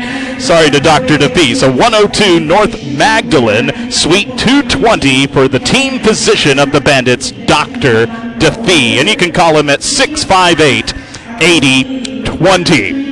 Matt McGraw bringing you this broadcast of Bandit football. It is at the half here in the Valley in Hidalgo, Texas, which is a suburb of McAllen. It's 40-37. The Bandits trail, a 3-point deficit for the Bandits. Here are some statistics from the first half of play. The one thing I notice, of course, that interception for Rio came at the very end and they took it back to the house with no time, but both teams have picked off the opposing quarterback once, and those interceptions have been turned into points, not just on the ensuing drive, but yes, pick sixes. Both teams have a pick six. There was a 46-yard interception touchdown turn by San Angelo's Demetrius Quarles. That came in the first quarter, but then that sort of was answered, if you will, by the other number 10, this time Rio's number 10, Ray Little, and he had a 47-yard interception returned for a touchdown. Here are some statistics here beyond those turnovers that were turned into pick sixes. It's pretty close as I look here in first downs. Of course, you're going to see the stats be very close with the score close. Rio Grande Valley 10 first downs in the first half. San Angelo 9. Rushing yards, and you don't usually have a lot of rushing yards in indoor football. 0 rushing yards for San Angelo. They've actually rushed it 5 times for a net of 0. Rio Grande Valley 6 rushing attempts, but only for 4 rushing yards. Passing yards, San Angelo has 73 passing yards. Of course, all of those from Luke Collis, who went 11 of 18 in the first half with 1 pick. Rio Grande Valley 156 passing yards, and that came all by Nate Davis. He went 9 of 13 passing with also that 1 pick. Both quarterbacks have passed for 3 touchdowns. Luke Collis, 3 touchdown passes, and Nate Davis with 3 as well. 2 of those touchdown passes from Collis went to Bandit receiver Cash, Lamons Cashmere. His stats here at the half: 7 catches for 55 yards and 2 touchdowns. There's an opposing Rio wide receiver who's caught 2 as well. Damian Clark, number 11 Clark, has caught 6 balls for 99 yards and 2 touchdown catches. The other touchdowns coming in this game came on the ground, besides, of course, those 3 in the air for both teams and the 2 pick sixes for both teams. We had a rushing touchdown by Alex Joyner, the Bandits' number 53, big old fullback. Alex Joyner, 6'3", 310-pound fullback. He had a 3-yard touchdown run in the first quarter. The Bandits have 2 rushing touchdowns from their quarterback. They've both been 1-yard touchdown runs by Nate Davis. So Nate Davis, fans, for the quarterback for Rio, has a total of 5 touchdowns here in the first half. 3 passing touchdowns, 2 rushing touchdowns. Some other team statistics, so the total team yards is 156 for Rio to 73 for San Angelo. So that is a bit of a difference there. Rio twice as many offensive yards as San Angelo, but San Angelo's kind of had some short fields to work with, and of course they've scored in some interesting ways. San Angelo has. We had the interception return for a touchdown. We had a blocked PAT returned for a 2-point for San Angelo, which of course you see that sometimes in college football when you block an extra point or even you stop a 2-point conversion with a pick. You can take it back to the house for 2. That's a rule here in indoor football. There were no fumbles by either team as far as fumbles lost. I think there were a couple bobbled snaps on Rio, but they recovered them all. And kickoff returns. Rio also has 141 kickoff return yards, and San Angelo has 76. Penalties, not a lot of penalties. 5 penalties on Rio for 23 yards, 2 penalties on the Bandits for 10 yards. The Bandits converted 3 of 5 third downs. So on third downs, the Bandits went 3 of 5 on conversions. Rio a perfect 3 of 3 on their third down conversions. And then the Bandits 1 for 1 on fourth down conversions. That came when the Bandits went up by 10 points. And again, so those are some of your statistics, but both quarterbacks doing well. 1 turnover on each team, as we said. Each quarterback has thrown a pick, and on each of those picks, they were taken back to the house. Let's look a little bit at defense. Just a couple leading defenders here for the Bandits. A total of 4 tackles in the first half by Demetrius Quarles. And Quarles, of course, was the Bandit player who also has an interception return for a touchdown, but he also racked up 4 tackles.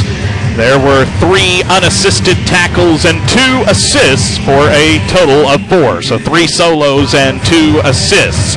And then Devin Johnson also chipping in with a total of 2.5 tackles in this game. So at the half, it is 40-37 fans. Of course, we're just talking nonstop here on the radio broadcast. That's what we do, though, here, bringing you Bandit football.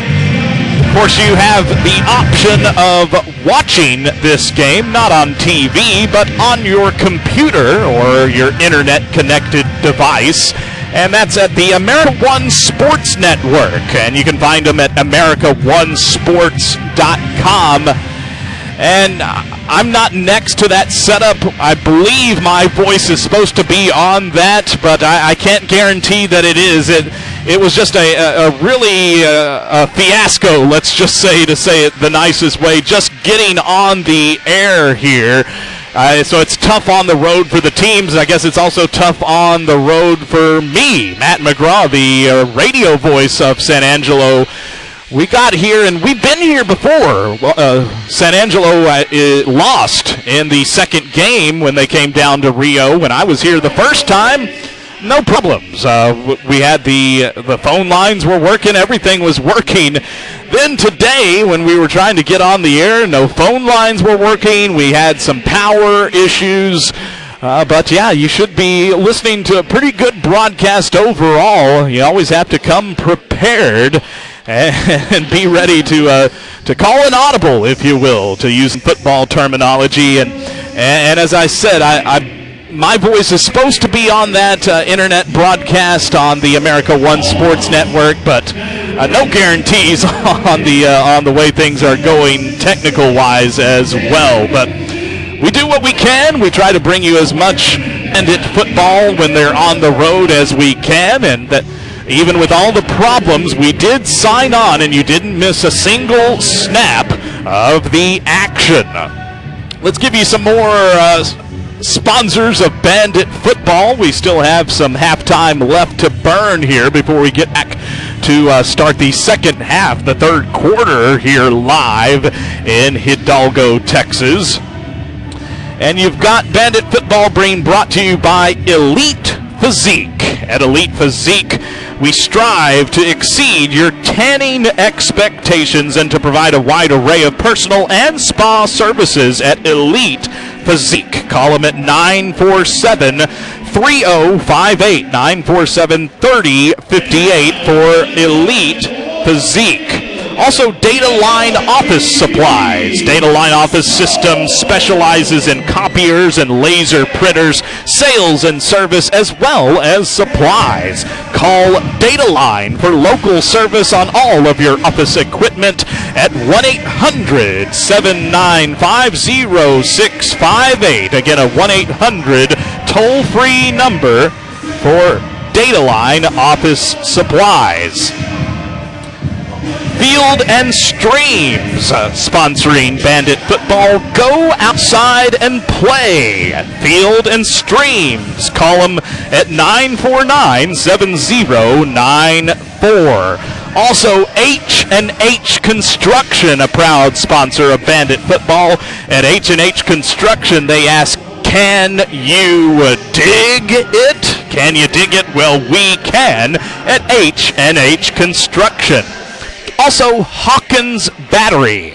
Hawkins Battery and Golf Carts, your authorized dealer for Easy Go and Yamaha golf carts, Bad Boy buggies, Exide and Trojan batteries, and Big Dog mowers.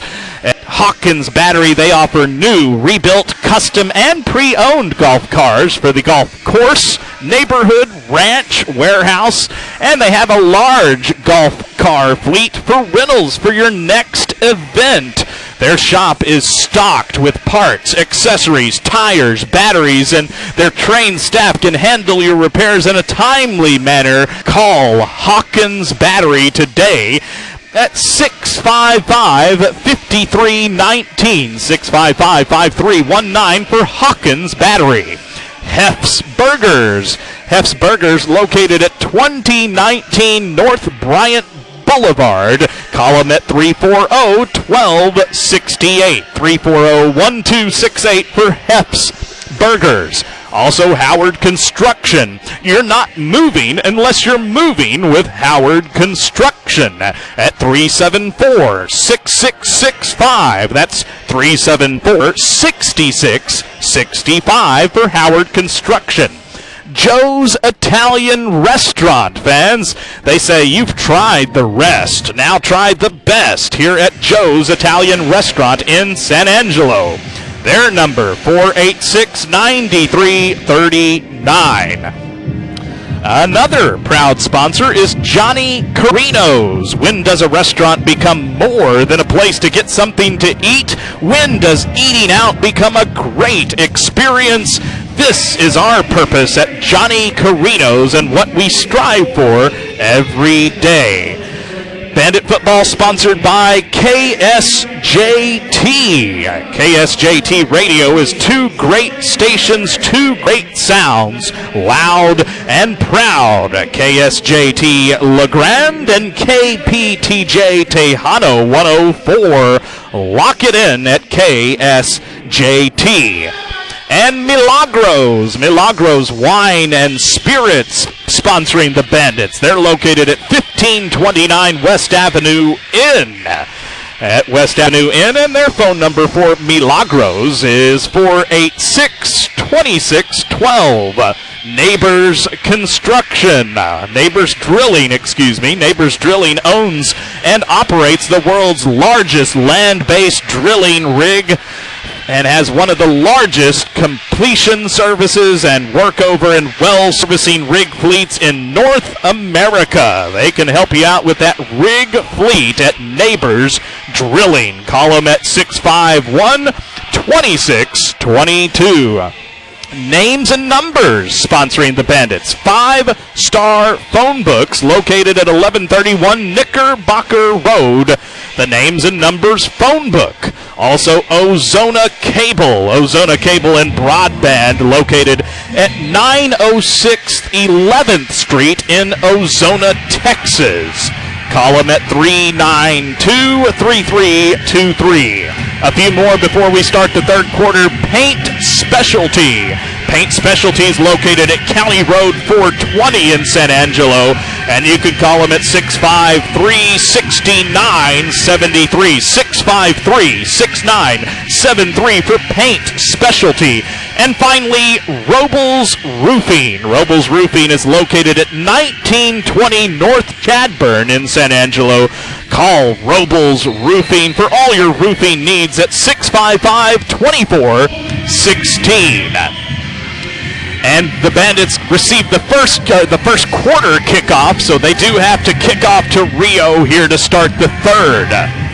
So the Bandits are kind of needing to think about a stop here. Here's the kick, line drive, left to right, and it's bouncing into the end zone. It's picked up by Irizarry. Irizarry is tackled in the end zone, so he's not able to advance the football. I believe that's going to come out to the 5. That is the spot of the football. Not bad there. That's really actually the best you could hope for on kickoffs in indoor football, is to try to get that runner down before he can even get out of the end zone. That was what the Bandit special teams did there. So 1st and 10, Rio Grande Valley from their own 5. So they set up shop 45 yards away from the end zone. They do have a 3-point lead. It's 40-37. So the soul, and there goes some bass. It's very loud in here, and so I try to watch our crowd mic when I can. 1st and 10 from the 5. The Bandits need to try to come up with a stop. Love to see a turnover even. The soul, their QB, Davis under center, and timeout. Timeout asked for by the soul. Rio Grande Valley having to burn a quick timeout as their play clock. There is a play clock, just like regular football, so they call time. So keep it where it is, 40-37. Even though now the scoreboard reads 40-38, I just think that's maybe a misprint. Their scoreboard gave us an extra point. Timeouts, though, all timeouts are sponsored by Angelo Bail Bonds. Thank you, Angelo Bail Bonds. They will bail you out of jail because they are your good friend at Angelo Bail Bonds. 1st and 10, Davis back to pass. He is under pressure now, lobbing one across the middle, and it's caught. A catch by Clark, and Clark is now over 100 yards receiving in this game with that catch. His 7th caught pass today. So number 11 is really dicing up the Bandit defense right now. That was a gain of 18 yards for a first down. It's still in Rio Grande Valley territory, but it's now at their own 23. And they have a receiver either side. Now a second receiver in motion, and he's high side. That's Campbell. And they're going to go with a screen pass down here near side to Clark. Clark is brought down after a short gain on a screen pass. He's now caught 8 balls. That was a gain of 5.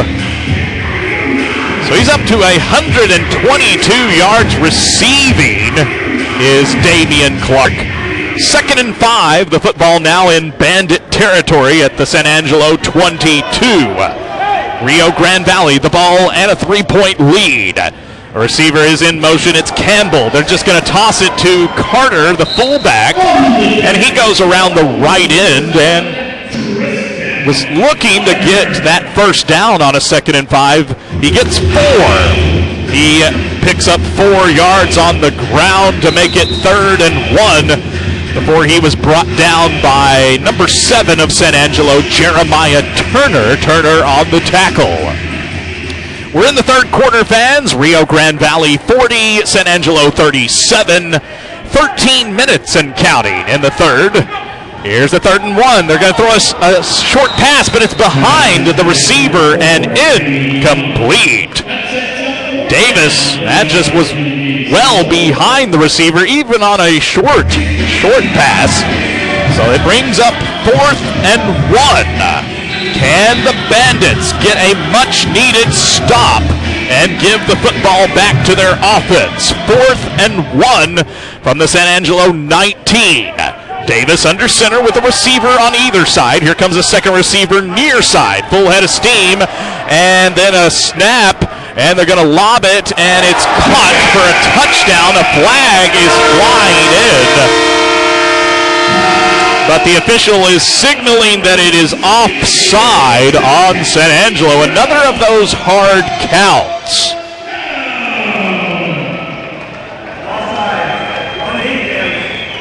That is going to be declined. And that is a touchdown for the Rio Grande Valley Soul. So they make it 46-37. That is now 19 straight points for the Soul. 19 unanswered points. They're going to go for 1 here. The extra point, at least we've seen him sneak it, the holder. This time snap is down, kick is up, and kick is good. So at one time, the Bandits had a 10-point lead late in the 2nd quarter. 37-27, but now 20 unanswered points by Rio Grande Valley, and that 37-27 Bandit lead is now 47-37. The Bandits trail by 10, so they've kind of had it flipped on them, but a lot of football left to play. As you can see, that can change quickly. The Bandits lost a 10-point lead in 27 seconds. Bandit's going to receive this kick. We'll let you know again, Bandit football, we're so grateful to all of our sponsors like Glazers. Glazers is the largest wine and spirit distributor in the state of Texas and is a leading beer wholesaler as well. Glazers. Give them a call at 949-2877. H&H Construction. H&H Construction asks, can you dig it? At H&H Construction, we can. And finally, the San Angelo YMCA. The YMCA has something for everyone in the family. That is why healthy living families get together every single day at the San Angelo YMCA. The Soul going to kick off to the Bandits here. The Bandits wearing their road white uniforms. It's a deep kick. Here's Cashmere from 7 yards deep. He's at the 5, the 10, coming up the near side, the 15, the 20, breaks a tackle up to the 24. That's a nice return by Le Mans Cashmere. Number 3, Cash. Gets the ball up to the Bandit 23-yard line. So that's where the Bandits start their first possession of the second half. They're 27 yards away at their own 23. Collis, the Bandit QB, he's setting up Anderson with 2 receivers to his left, high side, and 1 receiver now in motion near side. It's Cash, and he's looking for Cashmere. He's got him. Cashmere, 15, down to the 10, breaks a tackle. Inside the 10 to the 9. First down, Bandits. 18-yard pass to completion to Le Mans Cashmere. Of course, that's a Best Tex first down. Our Chain Gang sponsor, Best Tex Lawn and Landscaping Supply in San Angelo at Devonian Drive. First and goal from the 9. This time trip receivers to call us right. He's back to pass. He throws to the right, near side. It's Cashmere again. Cashmere breaks a tackle. Jumping for the end zone. Touchdown. Touchdown. Lamons Cashmere, his 3rd touchdown catch of the ball game, and the Bandits, they needed that. They've now cut that 10-point lead. It's down to a 4-point lead. It's 47-43, and here comes Bandit place kicker Art Artega. And the kick, the snap is down, the kick is up, and the kick is good. And it is now 47. The scoreboard says 47-45. I just don't think that can be right. I think it's 47-44.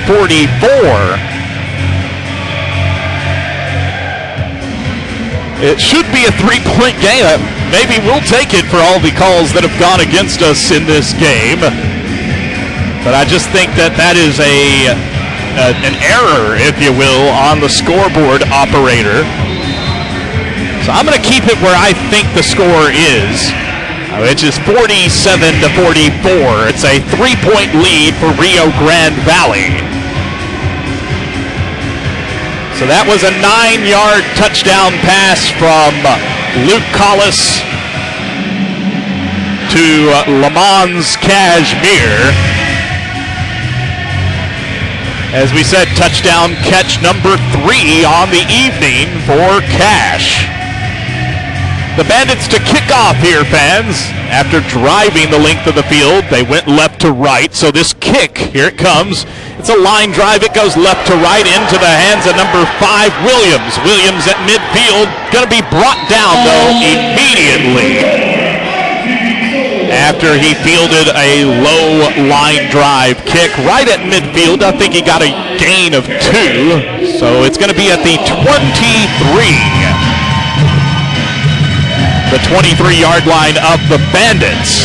So yes, the Soul have the ball in Bandit territory to start this drive.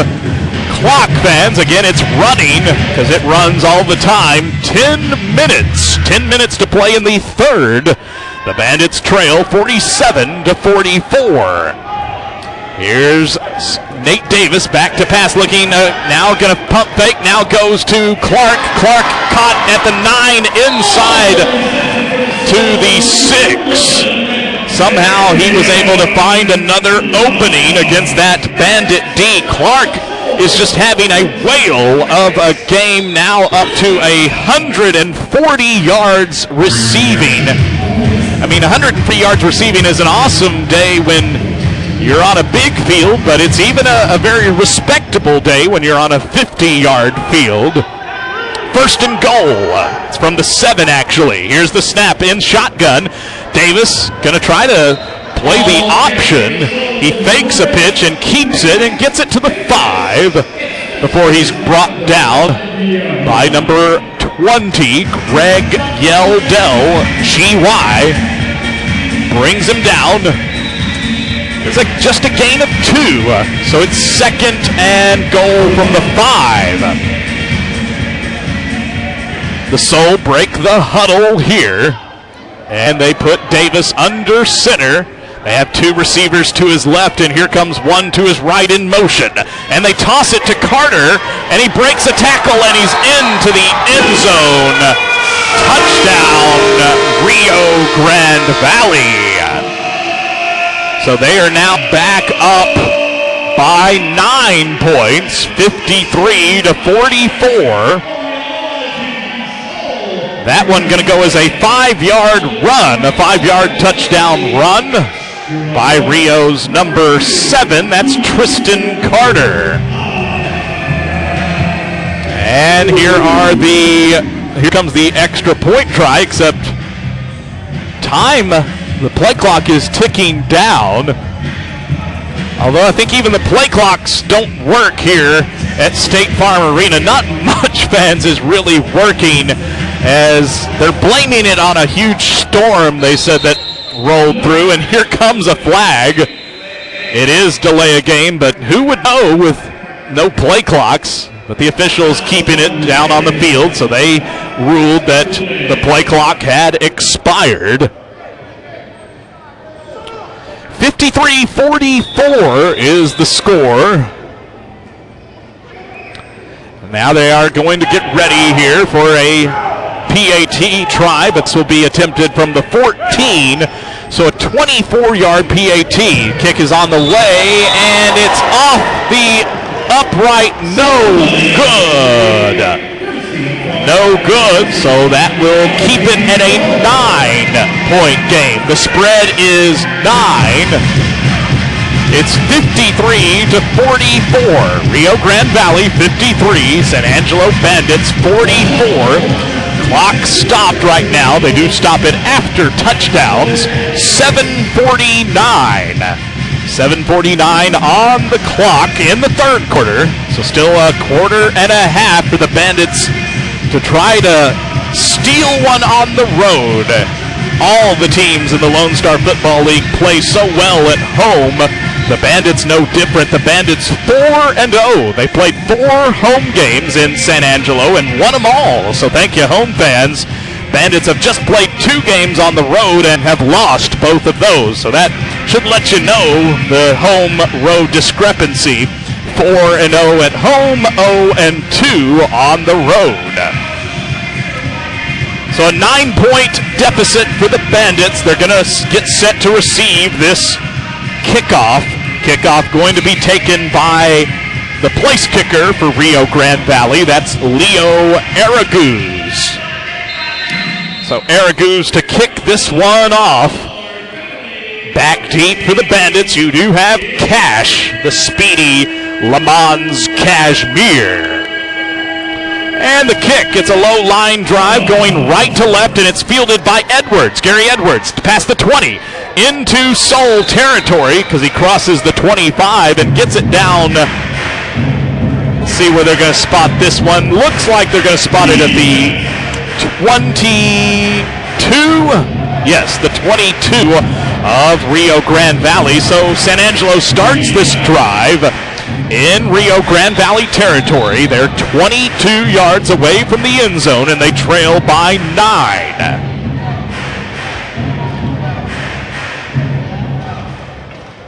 They break the huddle, the Bandit do, and they send 2 receivers to Collis's left, and here comes Cashmere in motion to Collis's right.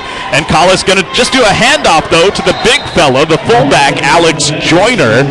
And Joyner a positive gain, a 3-yard gain. Takes it from the 22 to the 19 and brings up 2nd and 7. And you heard me call him a big fella, and that's what our fullback is. San Angelo Bandits fullback number 53, Joyner, 6'3", 310 pounds.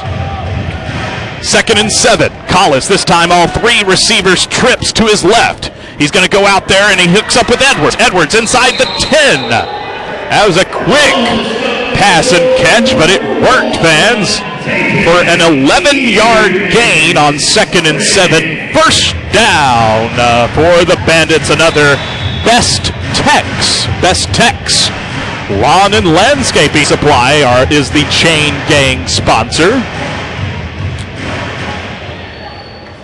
Here's a 1st and goal from the 8.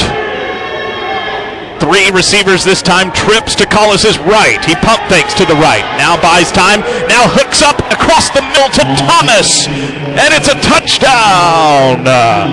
The Bandits strike back quickly. Johnny Thomas. That was a 9-yard touchdown pass from Luke Collis to Johnny Thomas, number 13. Thomas, and he makes it a 3-point game. 53-50, and they finally have the scoreboard right here at Rio Grande Valley. And it looks like the Bandits going to go for 2, try to make it a 1-point ball game. It is Collis, but he's in the shotgun, not under center, and they snap it to the fullback, Joyner, and he bumbles into the end zone. The big fella, 2 points is good. A 2-point conversion is good on an Alex Joyner run. So 2-point conversion by 53, Alex Joyner. The Bandits get 8 points, fans, when they trailed by 9. And it's 53 to 52. And now the scoreboard says we're tied. I just don't believe that that is right. I'm looking at my halftime stats, and they had the score at halftime on these official stats as 40 to 37. And so 40 to 37, we know both teams have scored touchdowns, but there was an extra point missed by Rio, so that's 13, so that would be 53. That's what they have. San Angelo had 37. You add 14, 15, because we had a PAT was good, and then the extra the 2-point was good. 15 and 37 is 52, so I believe it's 53-52. The scoreboard has it tied, though. Here we go, kicking off. Arteaga, this kick going left to right, bouncing at the 10, going to be scooped up by Clark. Clark breaks a tackle. Now past midfield, now into Bandit territory, inside the 10 before the Bandits bring him down. A nice, nifty kick return. A 28-yard kickoff return. And 28-yard kickoff returns when you play on a 50-yard field are always significant. Rio Grande Valley with a 1-point lead has the football. First and goal. They're going to start this drive at the Bandit 7. So they're 7 yards away here. And this time, the quarterback for Rio, Davis. He has trip receivers all to his left. He drops back to pass, throwing, well, now looking across the middle, nobody's there. Now scrambling, now making a man miss, now into the end zone. And the horn, the whistle blows. Or not really the whistle, but their big steam, kind of a steam whistle. That's what they do to celebrate a touchdown. That's a 7-yard touchdown run by their quarterback. That's now his 3rd touchdown run of this evening to go along. That's now touchdown run number 4. He had that other touchdown run from 5 yards out. It's a 7-point advantage. Rio going for just 1. The snap is down. The kick is on the way, and the kick is good. And so the score is Rio Grande Valley 60 and San Angelo 52. 60 to 52 is the score. We'll wait for sure to when the official statistics come between quarters. I noticed that it's now past the top of the hour again, so it's time to be FCC compliant. So we are going to pause. We are going to pause 10 seconds for station identification as you're listening to San Angelo Bandit football on the road here in Rio.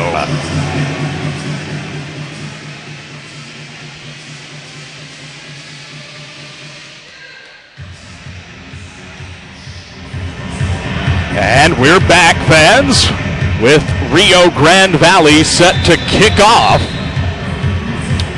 The Bandits trail by 8 points. So they're within 1 possession here of tying this game up. Here comes the kick by Rio Grande Valley's Leo Araguz. And here it is, right to left. It's end over end. It bounces, and then Kashmir grabbing it. Going to come out of the end zone with it. The 5, the 10. Breaks a tackle to the 15. Makes another man miss past the 20. In tackle at the 22-yard line. But a flag does come in here. Let's wait for the call.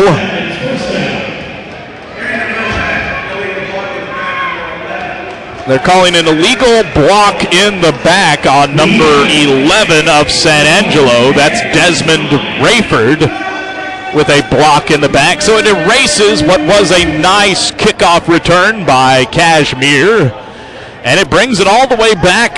The Bandits pinned deep within their territory at their own 3. But they do have the football, and they trail just 60-52. They trail by 8, the Bandits do.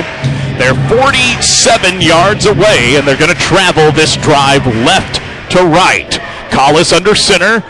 One receiver to his right, 2 receivers to his left. One of those is Thomas in motion. He's looking for Thomas deep across the field. It's dropped.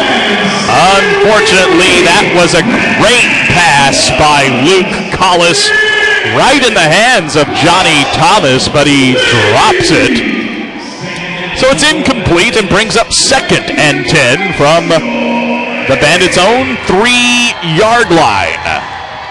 We're in the third quarter, less than 4 minutes. Fans, the clock running even after an incompletion. Clock is ticking right now. When this snap will occur, there'll be 3:45 on the clock. Collis under center. 2 receivers to his left. 1 receiver in motion. It's Cash to his right. He's looking out to his right for Cash. And it is batted away. And the Bandit coach, Coach Joe Brannon, claiming that there is fan interference on this play. The officials going to get together. We'll see what they come up with here. Of course, fans are allowed to make plays on the football. So let's wait. It looks like this is going against the Rio fans.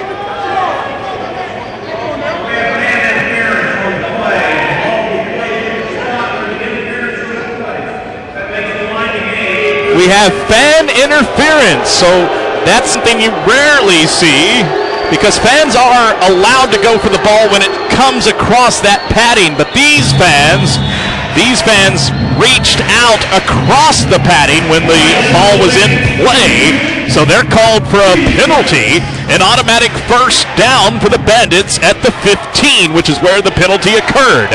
Collis back to pass with 2 to his left, 1 to his right. He's under pressure. He gets it off, though. It's complete to Kashmir. The 25, the 20, makes a man miss. Down inside the 15. A huge block laid the wood by Johnny Thomas. Decleating number 7, Tristan Carter, got blown up by Johnny Thomas. And on a wild play where Collis had a defender dragging him to the turf, he had the presence of mind, fans, to pass it out to Kashmir. Kashmir, a nice catch and run of 21 yards, helped out by a bone-crushing block by Johnny Thomas.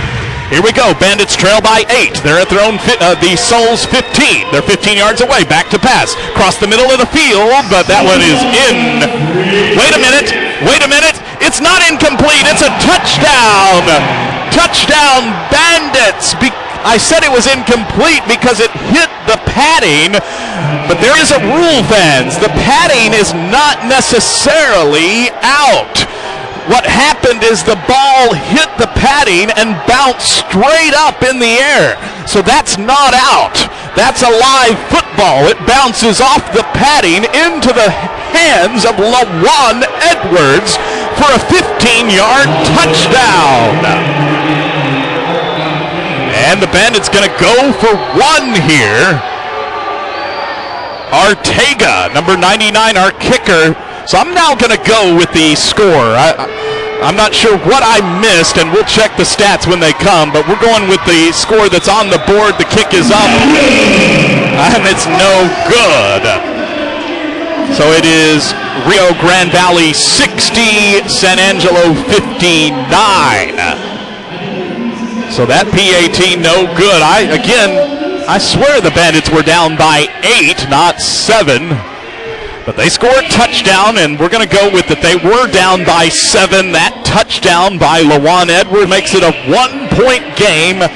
As we said, the kickoff, the PAT was no good. So that's where we'll keep it. A 1-point game in the third quarter. Not much time left in the third quarter.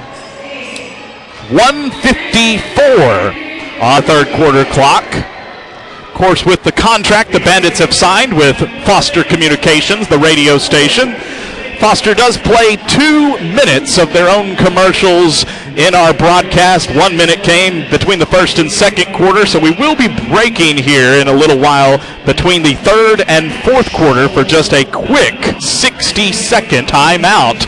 But not quite yet. The Bandits on the road trailing by a point. They are going to be kicking off here. The kicker, number 99, Art Arteaga. And here's the kick. It's a deep kick. End over end, left to right. It goes very deep. It's going to be returned, though, by Clark at the 5. And a big stick laid by Craig Yeldell at the 5. The Bandits are now hitting fans. They are laying some lumber. And Greg Yeldell just takes the kickoff returner and dumps him at the 5-yard line, almost body slam style. So clock stopped, fans, third quarter, 1:45, and now they're going to wind it. It does run here, so ticks under 1:40. It's Rio Grande Valley 60, San Angelo 59. A 1-point deficit for the Bandits. Rio Grande Valley the ball. Their QB has a receiver either side, now another to his left. They're going to throw a short pass to Young, number 4, Danny Young catches it and gets a positive gain before he's brought down by San Angelo's number 4. That's Devin Johnson. They're going to say that was a gain of 7, a 7-yard pass completion. So it makes it 2nd and 3. Less than a minute to play here in the third quarter. 2nd and 3. Rio has the football at their own 12. Receiver either side of their QB. Now a second one in motion to his right. Now a pump fake. Now he finds Clark again. Clark catches it at the 25, down to the 20, down inside the 10. Touchdown. A big play. Rio Grande Valley hits the Bandits with a big play there. That was a 38-yard touchdown. A huge play by number 11. That's Damian Clark. Now his 4th touchdown reception of this evening. That was a 38-yarder. Wasn't a complete bomb, but he was kind of wide open at the 20 of San Angelo, then made everybody miss after that. It's 66-59. That's a 7-point deficit for the Bandits, and Rio going to go for 1 to try to make it an 8-point game. They're shuffling some linemen around. Here we go for the extra point. Snap is low. It's bobbled, in fact. Davis, the holder, picks it up. Now he makes a pass out to 35. He's caught, and it's 2. To Michael Hall. Hall on a busted play. The Bandits, that's a killer right there. What looked like the Bandits were going to come up with a stop on a PAT try turns into 2. And the Bandits now find themselves down, unfortunately, by 9. A 9-point deficit means it's a 2-possession game. Clock is stopped with 15 seconds to play here in the third quarter. 68-59. So just a backbreaker. Not so much the 38-yard pass and catch for a touchdown, but got to credit the Rio Grande Valley QB, who is also the holder on PATs. He had the presence of mind to know that was bobbled and that he would have a man leaking out because he threw that pass across the field. He was under immense pressure, at the high side of the field and lobs the football to the near side, and there unfortunately was Michael Hall. Hall was standing there to catch it for 2.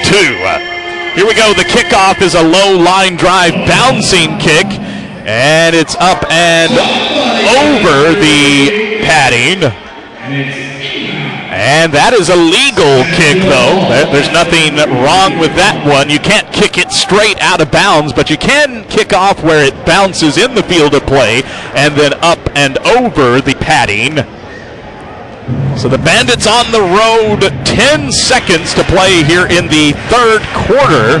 I believe they'll probably wind the clock here, so maybe not get a playoff before the end of the third. But the Bandits are breaking the huddle quickly, but the clock running at 5, 4. Collis is under center, 2, 1. He's not going to get it off.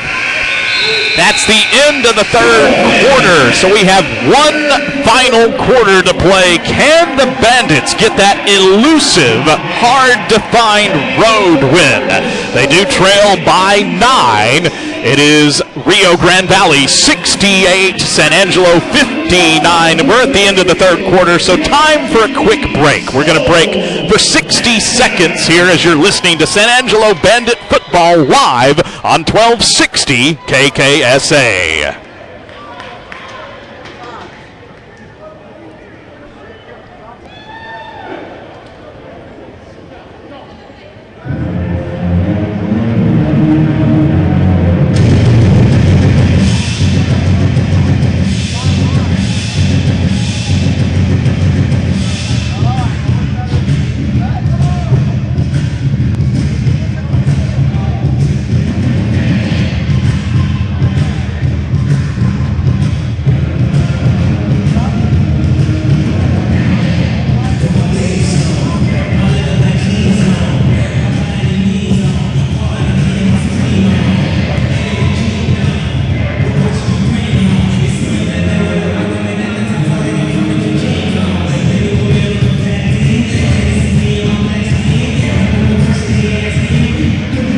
And welcome back, fans. Getting ready to start the fourth quarter, the fourth and final quarter live here just south of the city of McAllen. We're technically in Hidalgo at the State Farm Arena.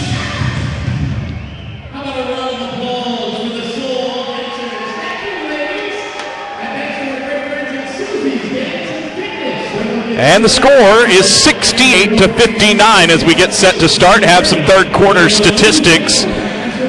The San Angelo quarterback Luke Collis, 17 for 26 now for 162 yards and 6 touchdown passes. It is officially a 9-point game. I'll explain how I was confused and didn't quite know all the rules. Now a safety, I believe, a sack. A sack of Luke Collis in the end zone by number 17, Randy Enriquez. So Enriquez gets the quarterback down in the end zone. The Bandit O-line was obviously shredded on that play. So a QB sack and a safety by Rio Grande Valley's number 17, Randy Enriquez, and it is 70-59, an 11-point deficit now. So how I was confused and how I said I was always a point off was there is such thing as a rogue. That is a thing you sometimes see when they play that weird football up in Canada. The Canadian Football League has rogues. You can score rogues 1 point with successful tricky kick and that was what happened. You kick it and the kickoff returner catches it in the end zone and can't get out of his end zone. I remember when that happened to start, I thought that was just a touchback. And my fault, fans, for not knowing all the rules of indoor football. But now, hey, you learn something new every day. There's a kick that is bobbled. The football is out. The football is out. And the Bandits have it. The Bandits Bandits recover a bobbled kickoff return by number 3 of Rio. Dennis Campbell could never quite get his hands on it. Who comes with the football? Demetrius Quarles. And so after the safety seemed to take maybe some of the wind out of the Bandits' sails, they're back in it. They have the football. They do trail by 11, but they have the ball after recovering a fumble. So they trail by 11. They need some points.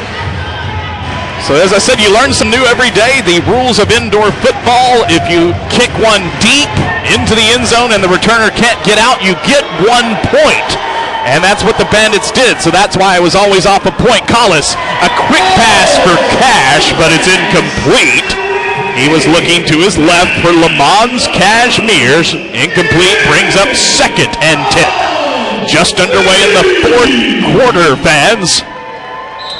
Do want to thank some fine sponsors like Time Clock Plus. Time Clock Plus with cloud technology, software as a service, web-based time and attendance application. Boy, that's a lot of geek talk just to say your time clock can run over the internet at Time Clock Plus. Collis, back to pass, looking across the middle of the field. It's Edwards. It's caught. It's touchdown, San Angelo Bandits. A 14-yard quick strike.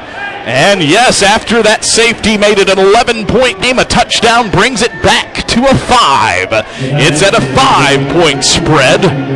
Clock stopped right now after the touchdown, 13:45. So a lot of football, a lot of indoor football still to play. Looks like the Bandits are going to go for 2 to try to make this a 3-point game. So it was 40-37 at half, and then the Bandits added a quick rogue and got a point to make it 40-38. Here we go, a 2-point try. They snap it to Joyner. The big fella blows over number 22, Cathy, into the end zone. The 2-point try is good. It is down to a 3 now. Kind of back where we were when we were at halftime, a 3-point deficit facing your San Angelo Bandits. I really believe they are playing just a fantastic, excellent game. The Bandit coaches are fired up. You can obviously hear my voice. I'm fired up, Matt McGraw, but I look down and see the head coach, Joe Brannon, and he is just fired up right now, hitting everyone he can get his hands on as far as just encouraging them. Assistant coach, special teams coach Trace Michaels is jacked up as well, clapping his hands loudly and hardly to encourage the Bandits. They could definitely use another stop here, trailing 70-67. So it was looking bleak after a safety, knowing we had to give the ball back to Rio. But yeah, we recovered a fumble, and it's 70-67. Bandits do trail, though. So here comes a kickoff by Bandit place kicker Art Artega. Here it comes, and it goes right to left, fans. A high end-over-end kick into the end zone. It's Clark. Clark out of the end zone at the 5, the 10, the 15, and the ball's out! The ball is out again! And the Bandits have it again, fans! They have it again! Back-to-back kickoffs, and they've been fumbled. The first one was just kind of bobbled the whole time and never scooped up. That time, Damian Clark, he was returning it, got leveled. I think Jeremiah Turner and also Greg Yeldell forced that fumble, and Quarles recovered it again. So Bandit ball right where they were earlier at the 14 of Rio. We're in the 4th quarter, less than 13 minutes to play. Bandits trail by 3, but with the ball. Collis under center. 3 receivers. Trips to his right. Back to pass. Throwing out to the right. Ooh, incomplete though. Off the fingertips of the intended receiver, number 41, Gary Edwards. So this game of football at any level can always turn on a dime. with turnovers, but especially when you play it indoors. And the Bandits have the ball, trying to take a fourth quarter lead. This is a battle for first place, by the way, fans, in the Lone Star Football League. Collis back to pass with 3 receivers to his right. Lobs one over the middle. Caught by Kashmir. Touchdown! And this arena is now quiet. I've got my crowd mic on, but you can't hear a lot. Cash, number 3, Cash, catching another one, fans. That's now 4 touchdowns for Lamons Kashmir. He's up to 117 yards receiving. The Bandits lead by 3, going for 1. Here's the snap. It's a bit high. Snap is down, though, and the kick, though, is no good. As I said, that snap was high and probably threw off all the timing. So our score, and it's a new score, a lead change. The lead has changed hands here with 11:50 to play in the fourth, so a lot of time in the fourth quarter. Our score, San Angelo 73, Rio Grande Valley 70. 73-70. They've already blown past what they put up earlier in San Angelo, these two teams, when the Bandits won a wild game over Rio, 68-67. That was 135 combined offensive points. Here we have, with a lot of time left, 143 combined points, 73-70. So the Bandits lead by 3, but Rio set to get the ball back, but you never know, because the last 2 kickoff returns have proven to be great for the Bandits by forcing and recovering 2 fumbles. Here comes another kick. It's a high end-over-end kick. Right to left it goes. It bounces on the field and up and over the padding. And again, there's nothing wrong with that. You do get penalized if you kick one that goes straight out of bounds, but not if it hits in play and then up and over. That goes as a touchback, and a touchback in indoor football places the ball just at the 5. So Rio Grande Valley Sol, the Sol spelled S-O-L there. That's kind of, I guess, Spanish for sun. The sun, the hot ball of gas that the earth goes around. The Sol and the Bandits going at each other. They have the ball, Rio Grande Valley does, at their own 5. So they're 45 yards away. Their QB, Nate Davis, with 1 to his left and 2 to his right. He's under pressure, and he gets rid of it just barely before he got a safety. Pass goes as incomplete. Bearing down on the QB was number 7, Jeremiah Turner, a 6'2", 250-pound defensive lineman. Almost came up with a safety for the Bandits. But as it is, it's an incomplete pass, as I said. So it brings up 2nd and 10 from the 5. The Rio has it in their own territory, pinned back at their 5. Their QB back to pass with 2 to his left. He's looking to his left now across the field, and the pass is caught. Had to wait, the officials getting together. That one was one where the receiver had to dive at it, so that was almost where he trapped it. So that's why we had to wait. But the official rules, he had his hands underneath the football. His hands were underneath it, so the ball never touched the turf. So that is a 16-yard pass and catch. It was to number 3, Dennis Campbell. So first down for the Sol. The Bandits lead by 3. It's Davis back to pass, looking out to his left, hooks up with Clark. Clark down inside the 20. Damian Clark, fans, this wide receiver, even though he was the one who lost that fumble on that kickoff return, he's had himself a whale of a game. He's now approaching 200 yards receiving. He's close now. I think he's up to 190 yards receiving and 3 touchdown catches. But the Bandits still lead. Here comes the next play for the Sol. Receiver either side, now a second one to Davis's right. He's looking for him across the middle, and it is caught for a touchdown by number 3, and there's, of course, the loudness. That's the difference. It's quiet, always quiet when the Bandits score, but it is very loud, of course, when Rio scores, because we're playing at Rio's house. Their house is a very nice facility, even though they've had some issues, technical issues. So the touchdown is good. They were saying there was a penalty after the play on the Bandits for unnecessary roughness.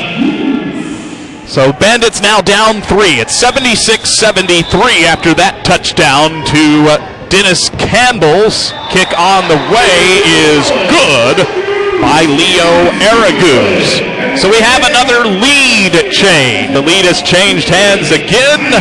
It belongs now to Rio Grande Valley, but it's just a 4-point deficit for the San Angelo Bandits. It's Rio Grande Valley 77 and San Angelo 73. So we're up to 150 combined points between these two first-place teams, fans. I mean, they're going at it.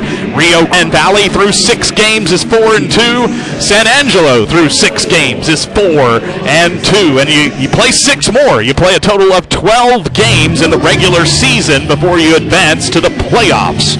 So someone's going to go be up a game in first place, the winner of this one. Third place in the standings is New Mexico. The New Mexico Stars are 4-3, so they're technically just a half game back because they have 4 wins as well. They played 7 games already. They played last night, in fact, is why. There was a game last night, and New Mexico beat the West Texas Wildcatters. So New Mexico in 3rd, Amarillo, the Venom, are in 4th. Maybe a bit surprising because the Venom are 2-time defending champions of the Lone Star Football League, but if the season ended today, they would not make the playoffs. And then in 5th and last is West Texas. Amarillo's 3-3. West Texas is 1-6. Here's the kick. It bounces. It's down the field left to right. Cashmere sidesteps a man at the 10. Now breaks out of it at the 15. Past the 20. Over midfield, and he's locked down.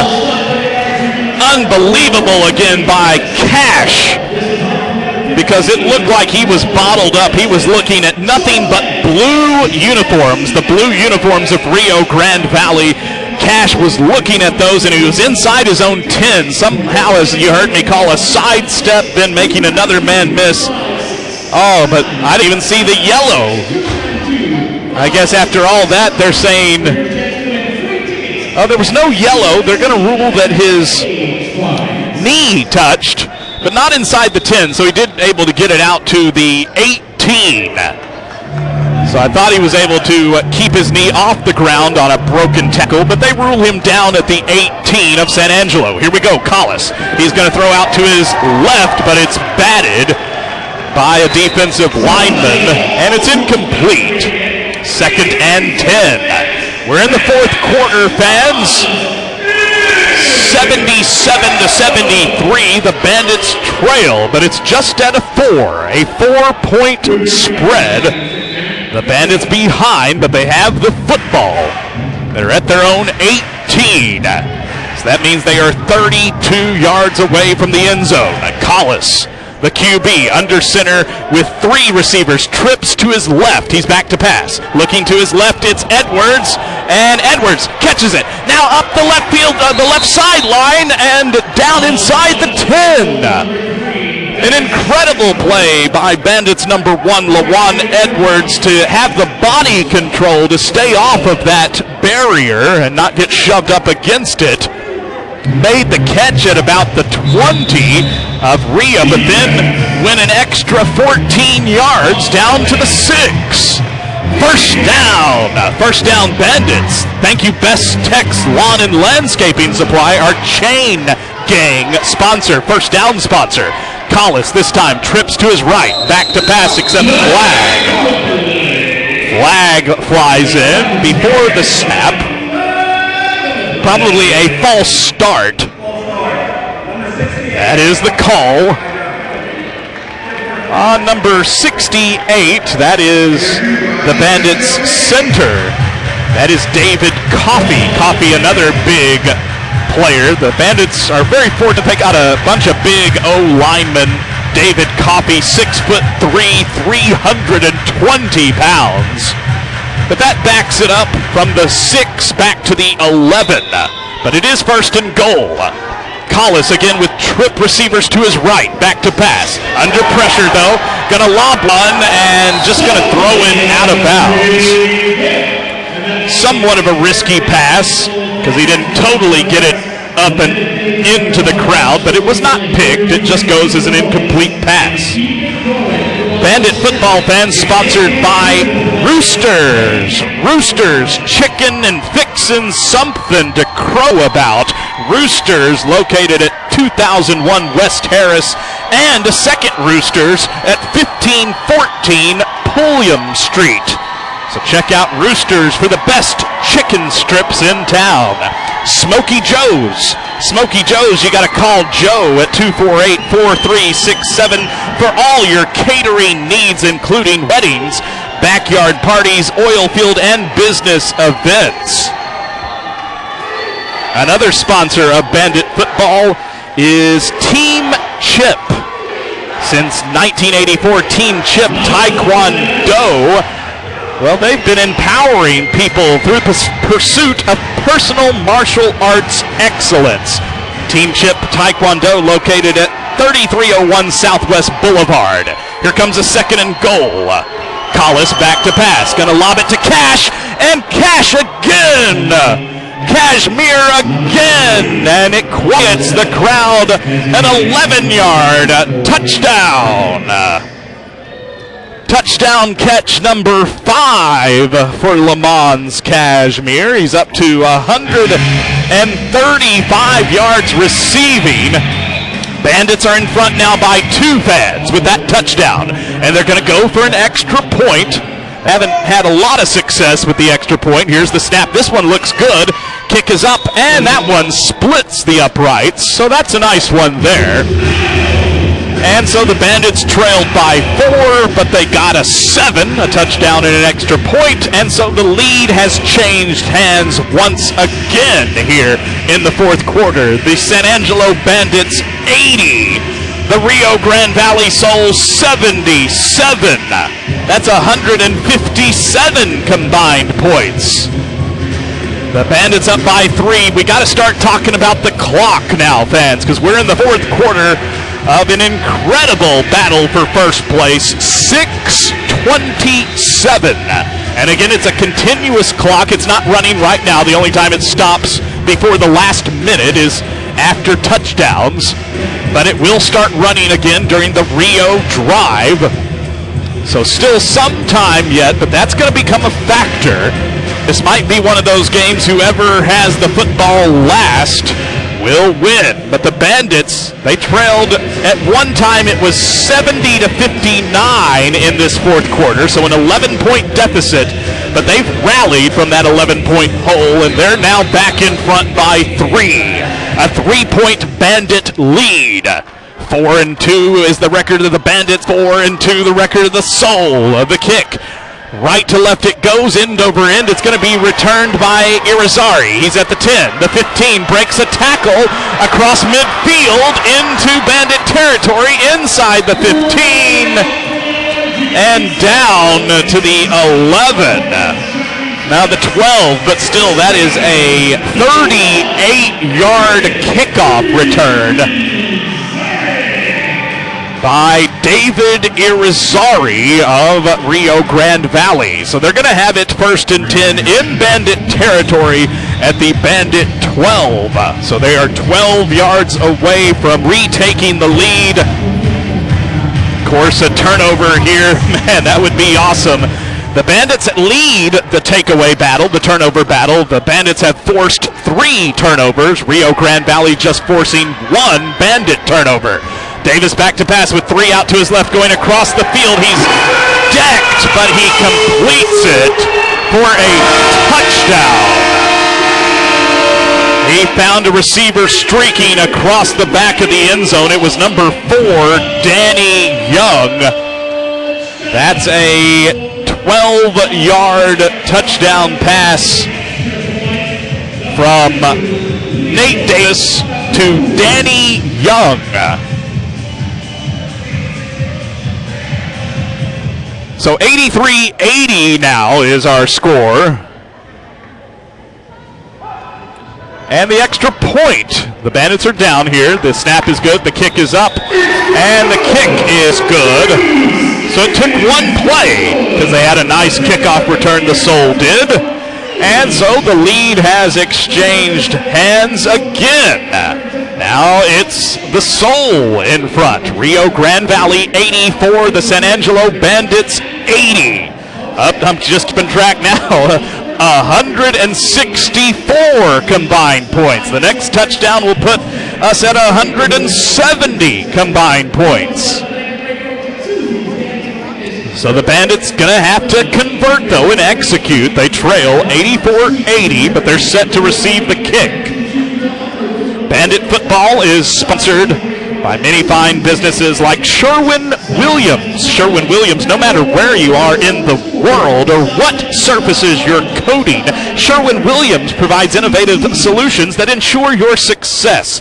Located at 10 North Fillmore Street in San Angelo, call them at 944-4521 for Sherwin-Williams. Also South Jackson Storage, located at 4309 South Jackson Street. A great place to store your goods at South Jackson Storage. And Spring Hill Suites. Spring Hill Suites by Marriott, where you'll have the space you need to get things done or unwind and just be comfortable. Our stylish and smartly designed suites are 25% larger than a comparably priced hotel room. Spring Hill Suites, a proud sponsor of the Bandits. The kick, it's a bouncing kick, left to right, it's up into the stands. A fan is going to have a souvenir to take home. Again, nothing wrong or illegal about that kick as long as it bounces first in play. But it wasn't a deep kick. It was kind of a squib, a little squib kick. So the Bandits going to have it at their own 20. That's where it bounced up and out of play was the Bandit 20. So the Bandits are 30 yards away. 30 yards away from the end zone. Clock running in the fourth quarter, 5:10. Collis under center. Here's a receiver in motion to his left, but he's going out to his right to Cash, because Cash is just money. And that was just a short catch, a passive catch, but it is positive yards. It's just a short 3-yard gain. So 2nd and 7 from the Bandit 23. They trail by 4, a 4-point deficit for the Bandits, trying to get a road win, a very, very tough road win. Collis under center, 2 receivers to his left. Here comes a third, trips to his left. It's Cash, full head of steam in motion. Collis lobbing one to Edwards. Edwards makes a catch before he is laid out. That is still a first down for the Bandits. He was laid out, though, by number 10, Ray Little. We certainly hope he's okay. He's still on the ground. Number 1 for the Bandits, the 5'9", 185-pound wide receiver. Now he's getting to his feet. And there you go. There's the class shown by the Rio Grande Valley fans. They actually give a Bandit injured player a round of applause. So it looks like Edwards is going to be okay. As I said, he was just laid out, but like a warrior, fans, like a warrior, he went over the middle and made the catch for a Bandit first down. 1st and 10 for the Bandits. That's another Best Tex Lawn and Landscaping Supply first down. It's at the 13 of Rio. So San Angelo 13 yards away. Less than 4 minutes to play. Collis back to pass with 2 receivers to his left. He goes to his left. It's Thomas. Thomas catches it. Plows through a receiver. Past the 5. Down to the 2. great strength shown by Johnny Thomas, because that was just like a short 5-yard pass to Thomas, and then he got 8 more yards after the catch by trucking somebody. Of course, Thomas is big, fans. He's 6'5", a 6'5", 200-pound wide receiver. First and goal for the Bandits. From the 3, Collis under center with a receiver either side, another to his right. They're going to hand off to the big fella. I think he gets a yard. The big fella being Alex Joyner, the fullback, the 310-pound fullback. But yeah, just gets a yard before he's stacked up. So he goes from the 3 to the 2. Clock running, fans. It's currently at 2:50. Now less than 2:50 to play in the 4th. Second and goal from the 2. Collis again under center with Joyner, his fullback, to his right, and 2 receivers either side. Now a second one to his right. Again, handing it to Joyner. The big fella in there. Touchdown, Bandits. The lead has changed hands again. This has changed hands several times. It's now 86-84 on a 2-yard touchdown plunge. A 2-yard run by Alex Joyner. Now the Bandits going to go for an extra point to make it a 3-point game. Snap looks good. Hold is good. Kick is up. But a flag flies in. The kick is no good. But we have a flag. Flag flying in. We'll wait to see the call here. The Bandits are going to have the lead no matter what. We'll wait here to see the call.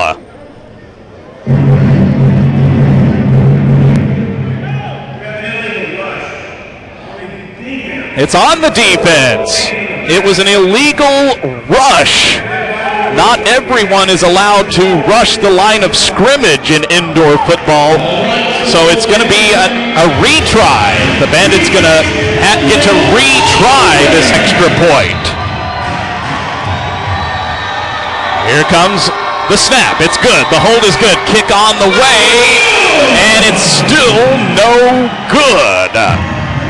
The kick is no good, but the Bandits have retaken the lead with 2:12. Only 2 minutes and 12 seconds. That is 172 seconds, fans. That's all that's left. It's San Angelo Bandits 86 and Rio Grande Valley 84. And we're now up to 170 combined points between these teams. Maybe somebody's going to get into the 90s, maybe even the hundreds, who knows, but the Bandits up 2 now. In the 4th quarter, fans, the lead has changed hands. We've had 5 lead changes in the 4th quarter alone. That's counting that last one. Now the Bandits back in front. That was the 5th lead change in the 4th. Just an excellent, entertaining indoor football game. The Bandits going to kick off here. It's going to be their kicker, Art Artega. He approaches the football, the kick high, end over end. It strikes some of the ducts, the air conditioning ducts, way up in the roof of this arena. But that means the ball is dead. The ball is dead where it strikes. It's now Coach Brannon asking for clarification. We'll wait. They haven't spotted the football yet.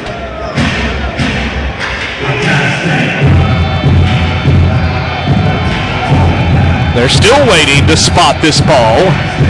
2 minutes and 10 seconds. Bandit football presented by Time Clock Plus. Also the Twin Mountains Steakhouse and the San Angelo YMCA. And Concho's downtown. Great place for family food and fun. Here we go, less than 2 minutes to play, clock running. 1st and 10, and not Collis, but Davis is under pressure. Now he scribbles and makes a man miss. Now he gets it to number 4, and the ball's out. The ball is out. It was number 4, Danny Young, had it stripped, and the Bandits have it. It's Desmond Rayford at the bottom fans. Rayford has the football, a fumble recovery. The third fumble that has been lost by Rio Grande Valley in the fourth. Bandit football and the lead. 86-84 the Bandits. Clock stopped, 1:39. Bandit football though, they're up 86-84.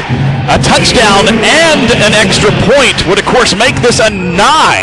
It'd make it a 9-point spread, which would be a 2-possession game. But right now, keep it where it is. Collis, back to pass. Looking to his right, doesn't have anybody. Now across the middle, that is incomplete. Flag comes in. Rio is acting like it's holding on the San Angelo offensive line, but now at least David Coffey of the Bandits clapping his hands as if that's on Rio. Ref has not made a determination yet, or a call. Here it is. 2 fouls. Illegal defense on Rio, and a hold on San Angelo. That means they offset. They do offset, so we will replay first down. So the Bandits will have it again where they recovered that fumble. It's at their own 21, 1st and 10. So offsetting penalties, 1:31. And now the clock runs because we are still above a minute. Here comes a man in motion. It's Lawan Edwards. Collis, a lob to Kashmir, and he catches it! He catches it down to the 10. He leaps, fans, high in the air, and Luke Collis, the Bandit QB, placed that one perfectly on the back shoulder. A back shoulder throw. It's caught inside the 10. Clock runs, but now it will stop because we have reached the 1-minute warning. So the 1-minute warning is upon us. It is still Bandit football. They're going to have it 1st and goal from the Rio 9. Our score, fans, with exactly 1 minute left in the game. San Angelo 86, Rio Grande Valley 84. 86-84. And San Angelo has the ball. As I said, a touchdown, and then, of course, the extra point would be so critical, and we've missed a bunch. But if there is a way to get 7, that would make it maybe over, because that would make it a 9-point lead, a 2-possession game. But you also have the option here of, you can now run. I mean, you could hand it to Joyner and make Rio burn their timeouts, which they only have 2. They're down to only 2 timeouts left. Thank you to the San Angelo Standard Times, the San Angelo newspaper, a sponsor of the Bandits.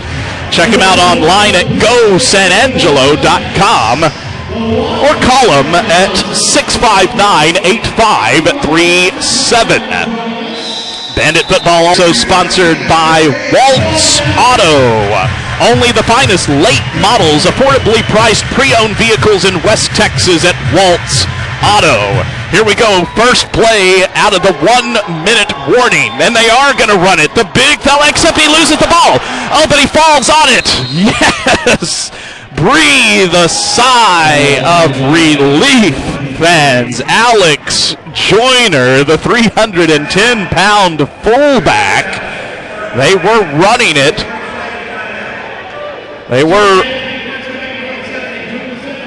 And they called a timeout, except the official said that was the first of the half, but that is the second. Hope that the home field doesn't come back to bite the Bandits. I know they called a timeout. It came early in the second half. We'll see if he announces. Let's see.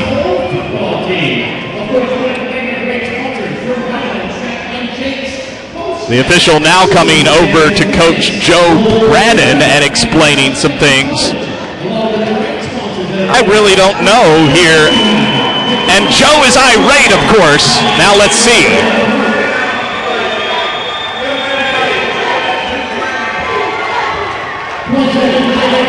That is not cool. Somehow, some way, the officials, maybe even the scorekeeper, forgot. How can you forget if someone calls a timeout? You only have 3.5. All right, here we go. They're going to hand it off to Joyner again. He plunges back inside the 10.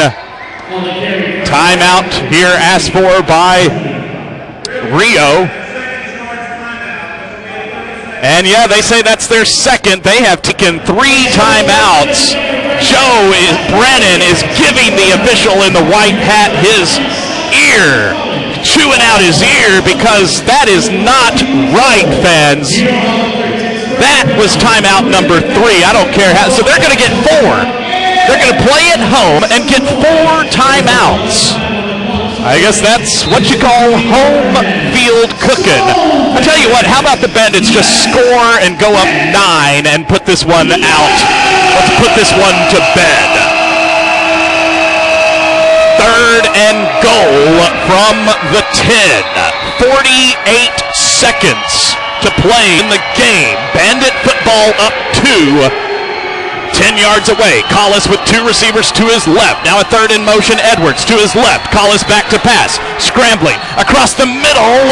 And it's incomplete. Batted away. Incomplete. 4th and goal. 4th and goal from the 10.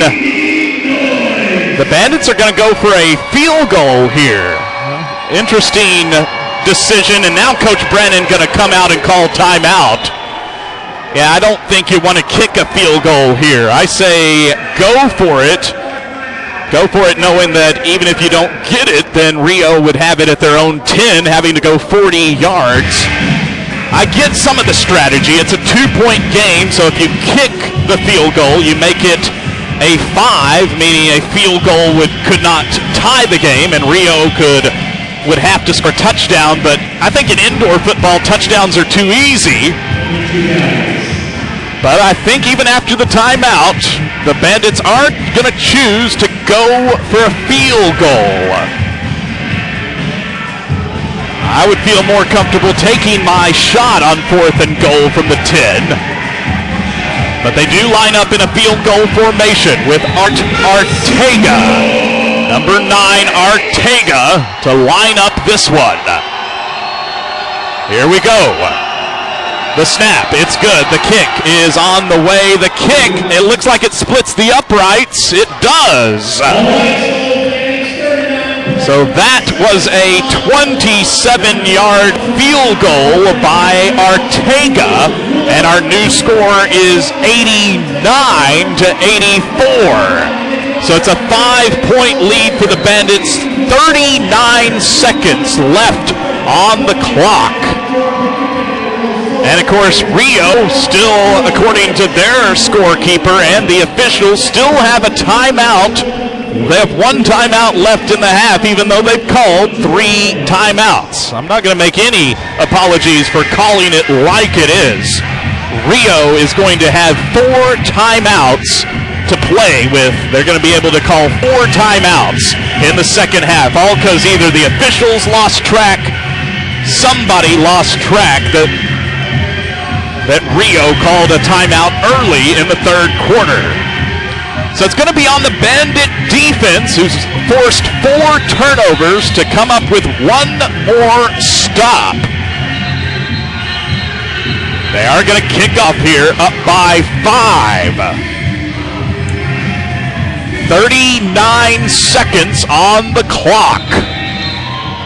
Here we go. Arteaga will kick this one away. Of course, the kick comes from your own goal line. Here is the kick. It's a line drive. Right to left it goes. It's bobbled. The ball is live. And I think Rio covers it up. But it's back at the inside their 15. It's at Rio's I think the Rio 14. That is where they're going to spot it.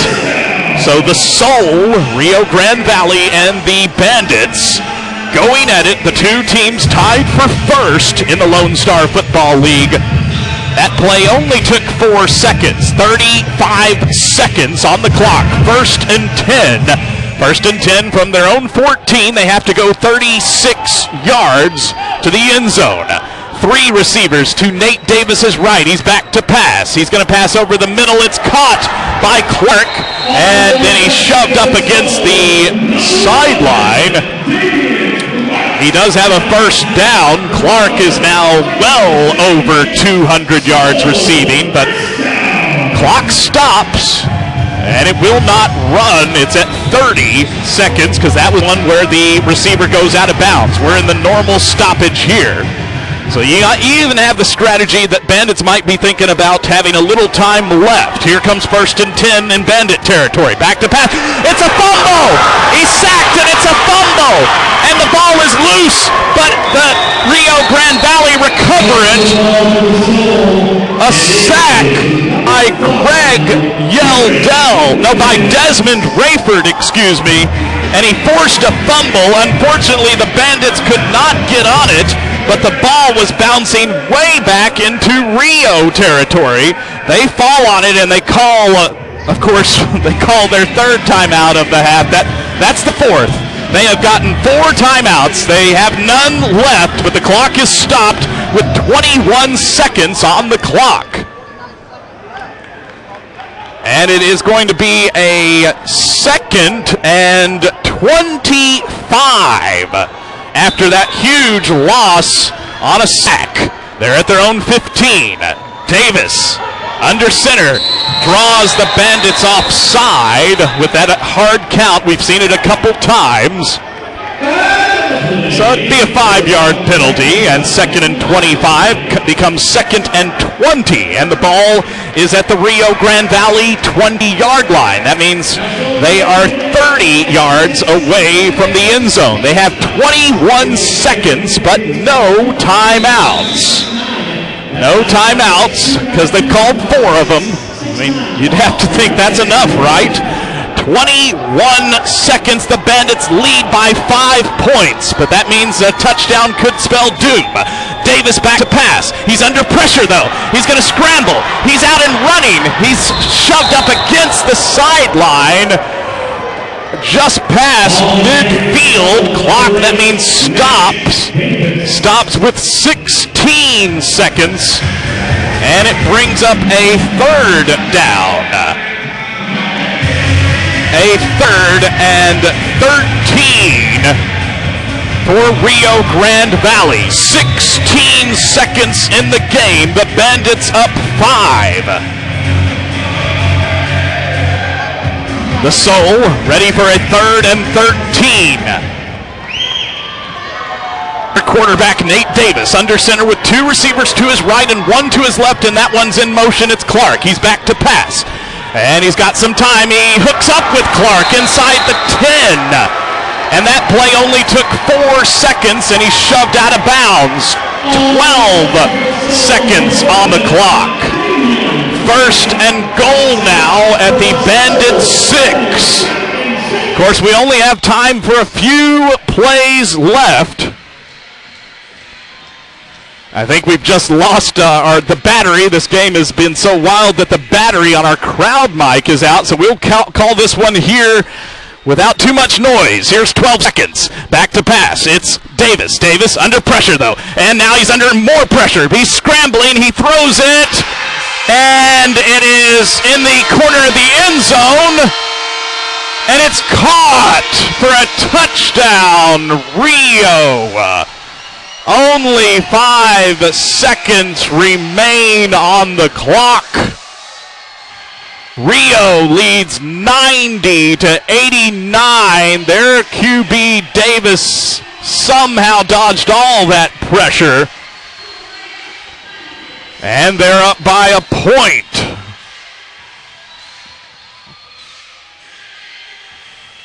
$90-89. That's why I didn't totally agree with kicking the field goal on 4th and goal from the 10. So there's only 5 seconds. No time will come off on this conversion try, whether they go for 2 or go for the 1. I'm sure they'll go for 2 just in case to make it a 3. That is what they're going to do here. Rio comes out ready here to go for 2. And it is Davis back to pass. He's now under pressure, though, and a face mask, though, as he was sacked, but he was pulled down by the face mask.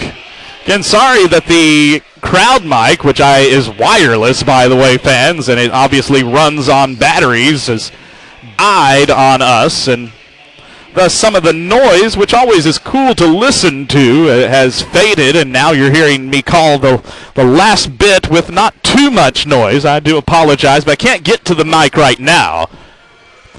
There's the call of a face mask, and so they're going to move the ball up a little bit more. It was at the 2, now it's at the 1. Again, this is a try, a point after touchdown.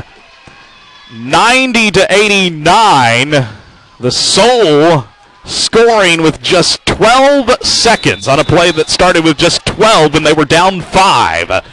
Here's the 2.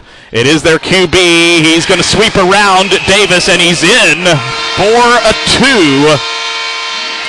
And it's 92-89. 92-89 is 181 combined points.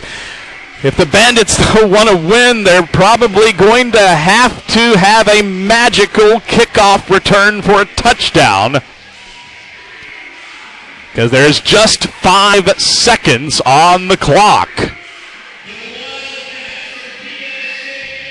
So it's up here to a kickoff return. Of course, we're probably going to have the exciting Lamons Cashmere Cash back to return this.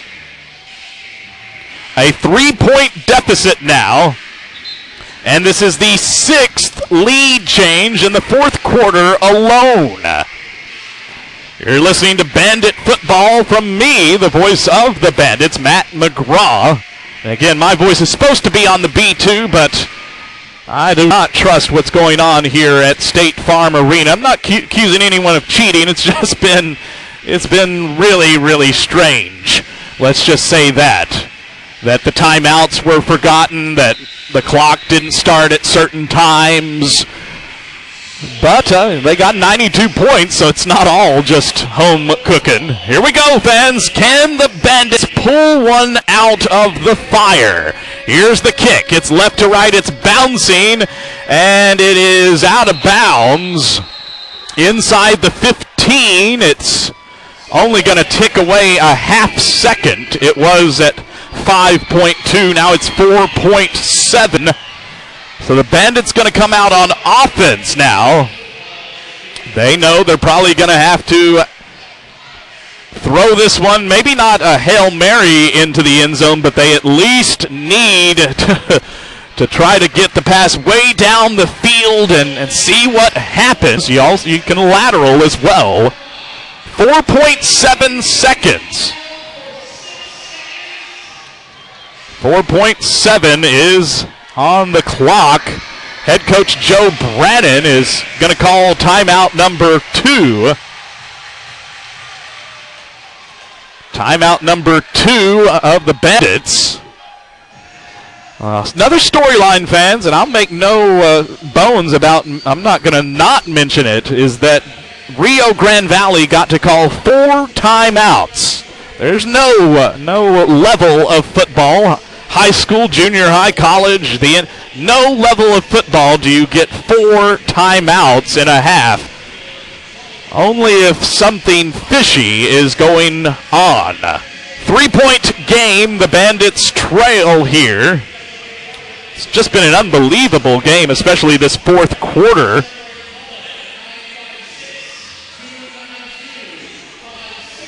And again, sorry for the crowd mic dropping out on us. that we have to play this last bit without the awesome sounds behind us. Here we go. Collis, a receiver to his left, one to he goes to Thomas. Thomas a lateral to Lawan Edwards. And Edwards is out of bounds, but I think now they're waiting here. The officials are going to run off the field. They're going to run off the field. They don't even want to think that there might have been time on a quick hitter, and Edwards got out of bounds. The official's going to run off the field. I tell you what, you maybe want to congratulate the officials on a fine performance, right? What a great performance the officials had for a hometown team. It's great when the officials turn in a solid, great performance for the home team like they did here today. It's tough to win on the road when you're normally playing 8-on-8, but I think there were 4 officials, so maybe the Bandits were playing this game 12-on-8. 12 players for Rio Grande Valley because of 4 officials. I'm done whining about the officials, but it's a story. 4 timeouts, fans. 4 timeouts in a 3-point game. Not too cool. Final score, 92-89. Don't want to let it overshadow the fact that I thought the Bandits came out here on the road and played a whale of a game, only to lose here. 92-89 is the final score. So these teams have just been going at it because that last time the Bandits were in action back in San Angelo, they were playing this really good Rio team, and Bandits won by a point. So now we've had a 1-point Bandit win, a 3-point Rio win. Let's take a look at the updated standings now, shall we? After we update these standings, the teams of Rio and San Angelo have played 7 games. Rio is now 5-2 is their record, and the Bandits going to fall to 4-3.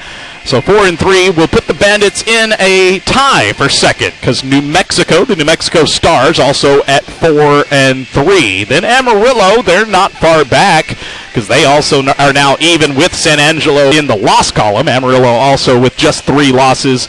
They're 1 game back. They had a bye this week. Amarillo 3-3, and then West Texas Wildcatters are 1-6. So again, Rio Grande Valley is all alone in first place at 5-2. Then, as I said, San Angelo and New Mexico are 4-3. Amarillo is 3-3, and West Texas in 5th at 1-6. Final score, what a wild game. Certainly entertaining, but kind of dampened by, I'm not going to call it blatant cheating. Certainly I won't, but it's very, very strange when a 4th timeout is granted to the home team, who happens at the time to have less than a minute on the clock and trailing. All those things don't add up right, but it is what it is. 92-89 is going to be the final. Regardless, that is your final score. And so the next game, though, let's talk about it real quick before we go ahead and sign off here on a Sunday night. Next game is back at home, and the Bandits, they've done great at defending their home court or home field. They are 4-0 in San Angelo, and unfortunately they're 0-3 on the road, but they'll be back at home. Hopefully we can keep that home record undefeated. Let's try to go to 5-0. Next game, fans, is May the 19th, and that's a Monday. So we're going to have a Monday home game. So make your plans now. That crowd, the San Angelo crowd that came out for the last home game was just incredible, fans. Y'all did so good at that last game. Come out again, fans, and stay loud and stay proud on Monday the 19th. So that'll be a week from tomorrow, 8 days from today, and Amarillo is coming in. And, of course, these are now all so pivotal because you're winding down the season. The Bandits will only have 5 games left on their season, and they are not, of course, assured of a playoff spot just yet. It was just a rough one to lose here on the road in Rio. But that Monday game, fans, is 6:05 on the kick. That was kind of when we started this one They do that because it's a school night. School's still going on, but they want the kiddos to come out. So they're going to start it at 6:05 to try to finish that one up a little bit earlier. So make your plans right now. Circle your calendar for May 19th. That's a week from tomorrow, a couple Mondays from now.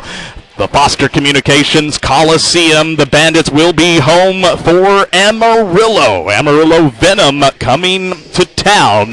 6:05 on that kick.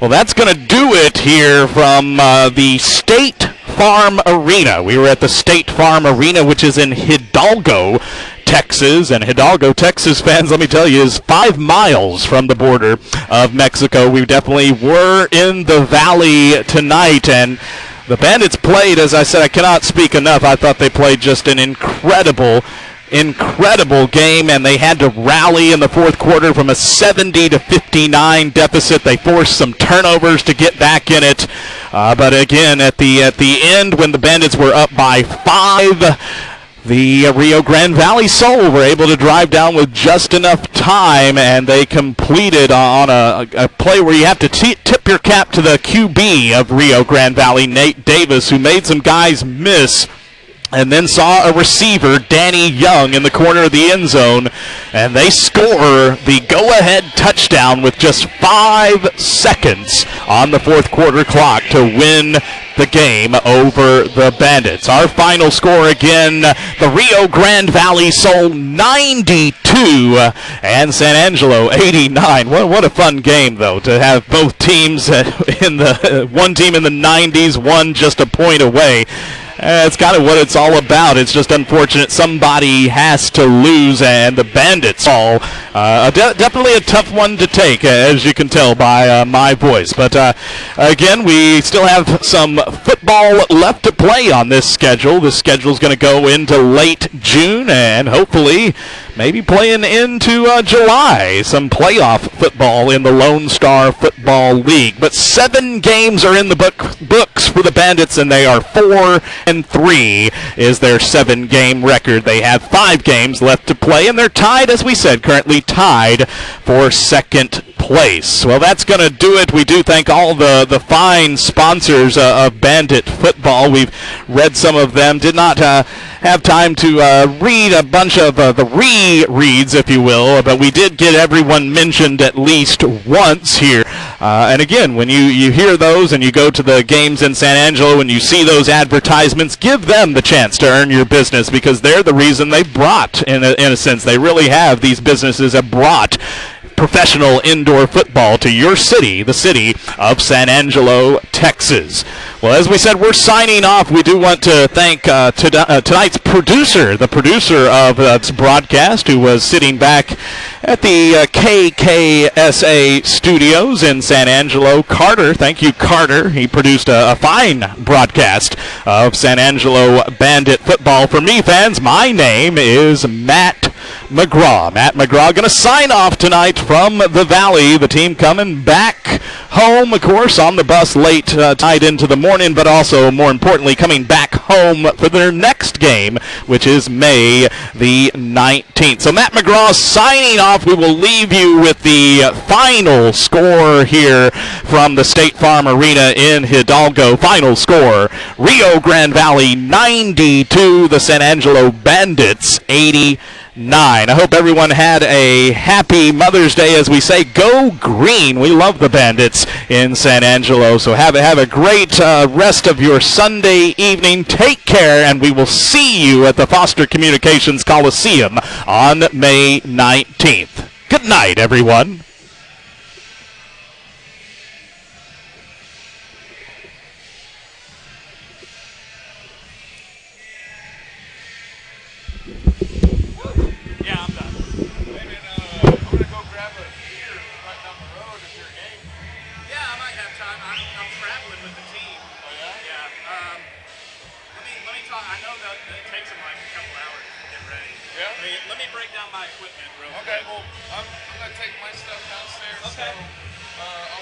Okay, man. All right. If you need a ride, I'll give you a ride. Okay, man.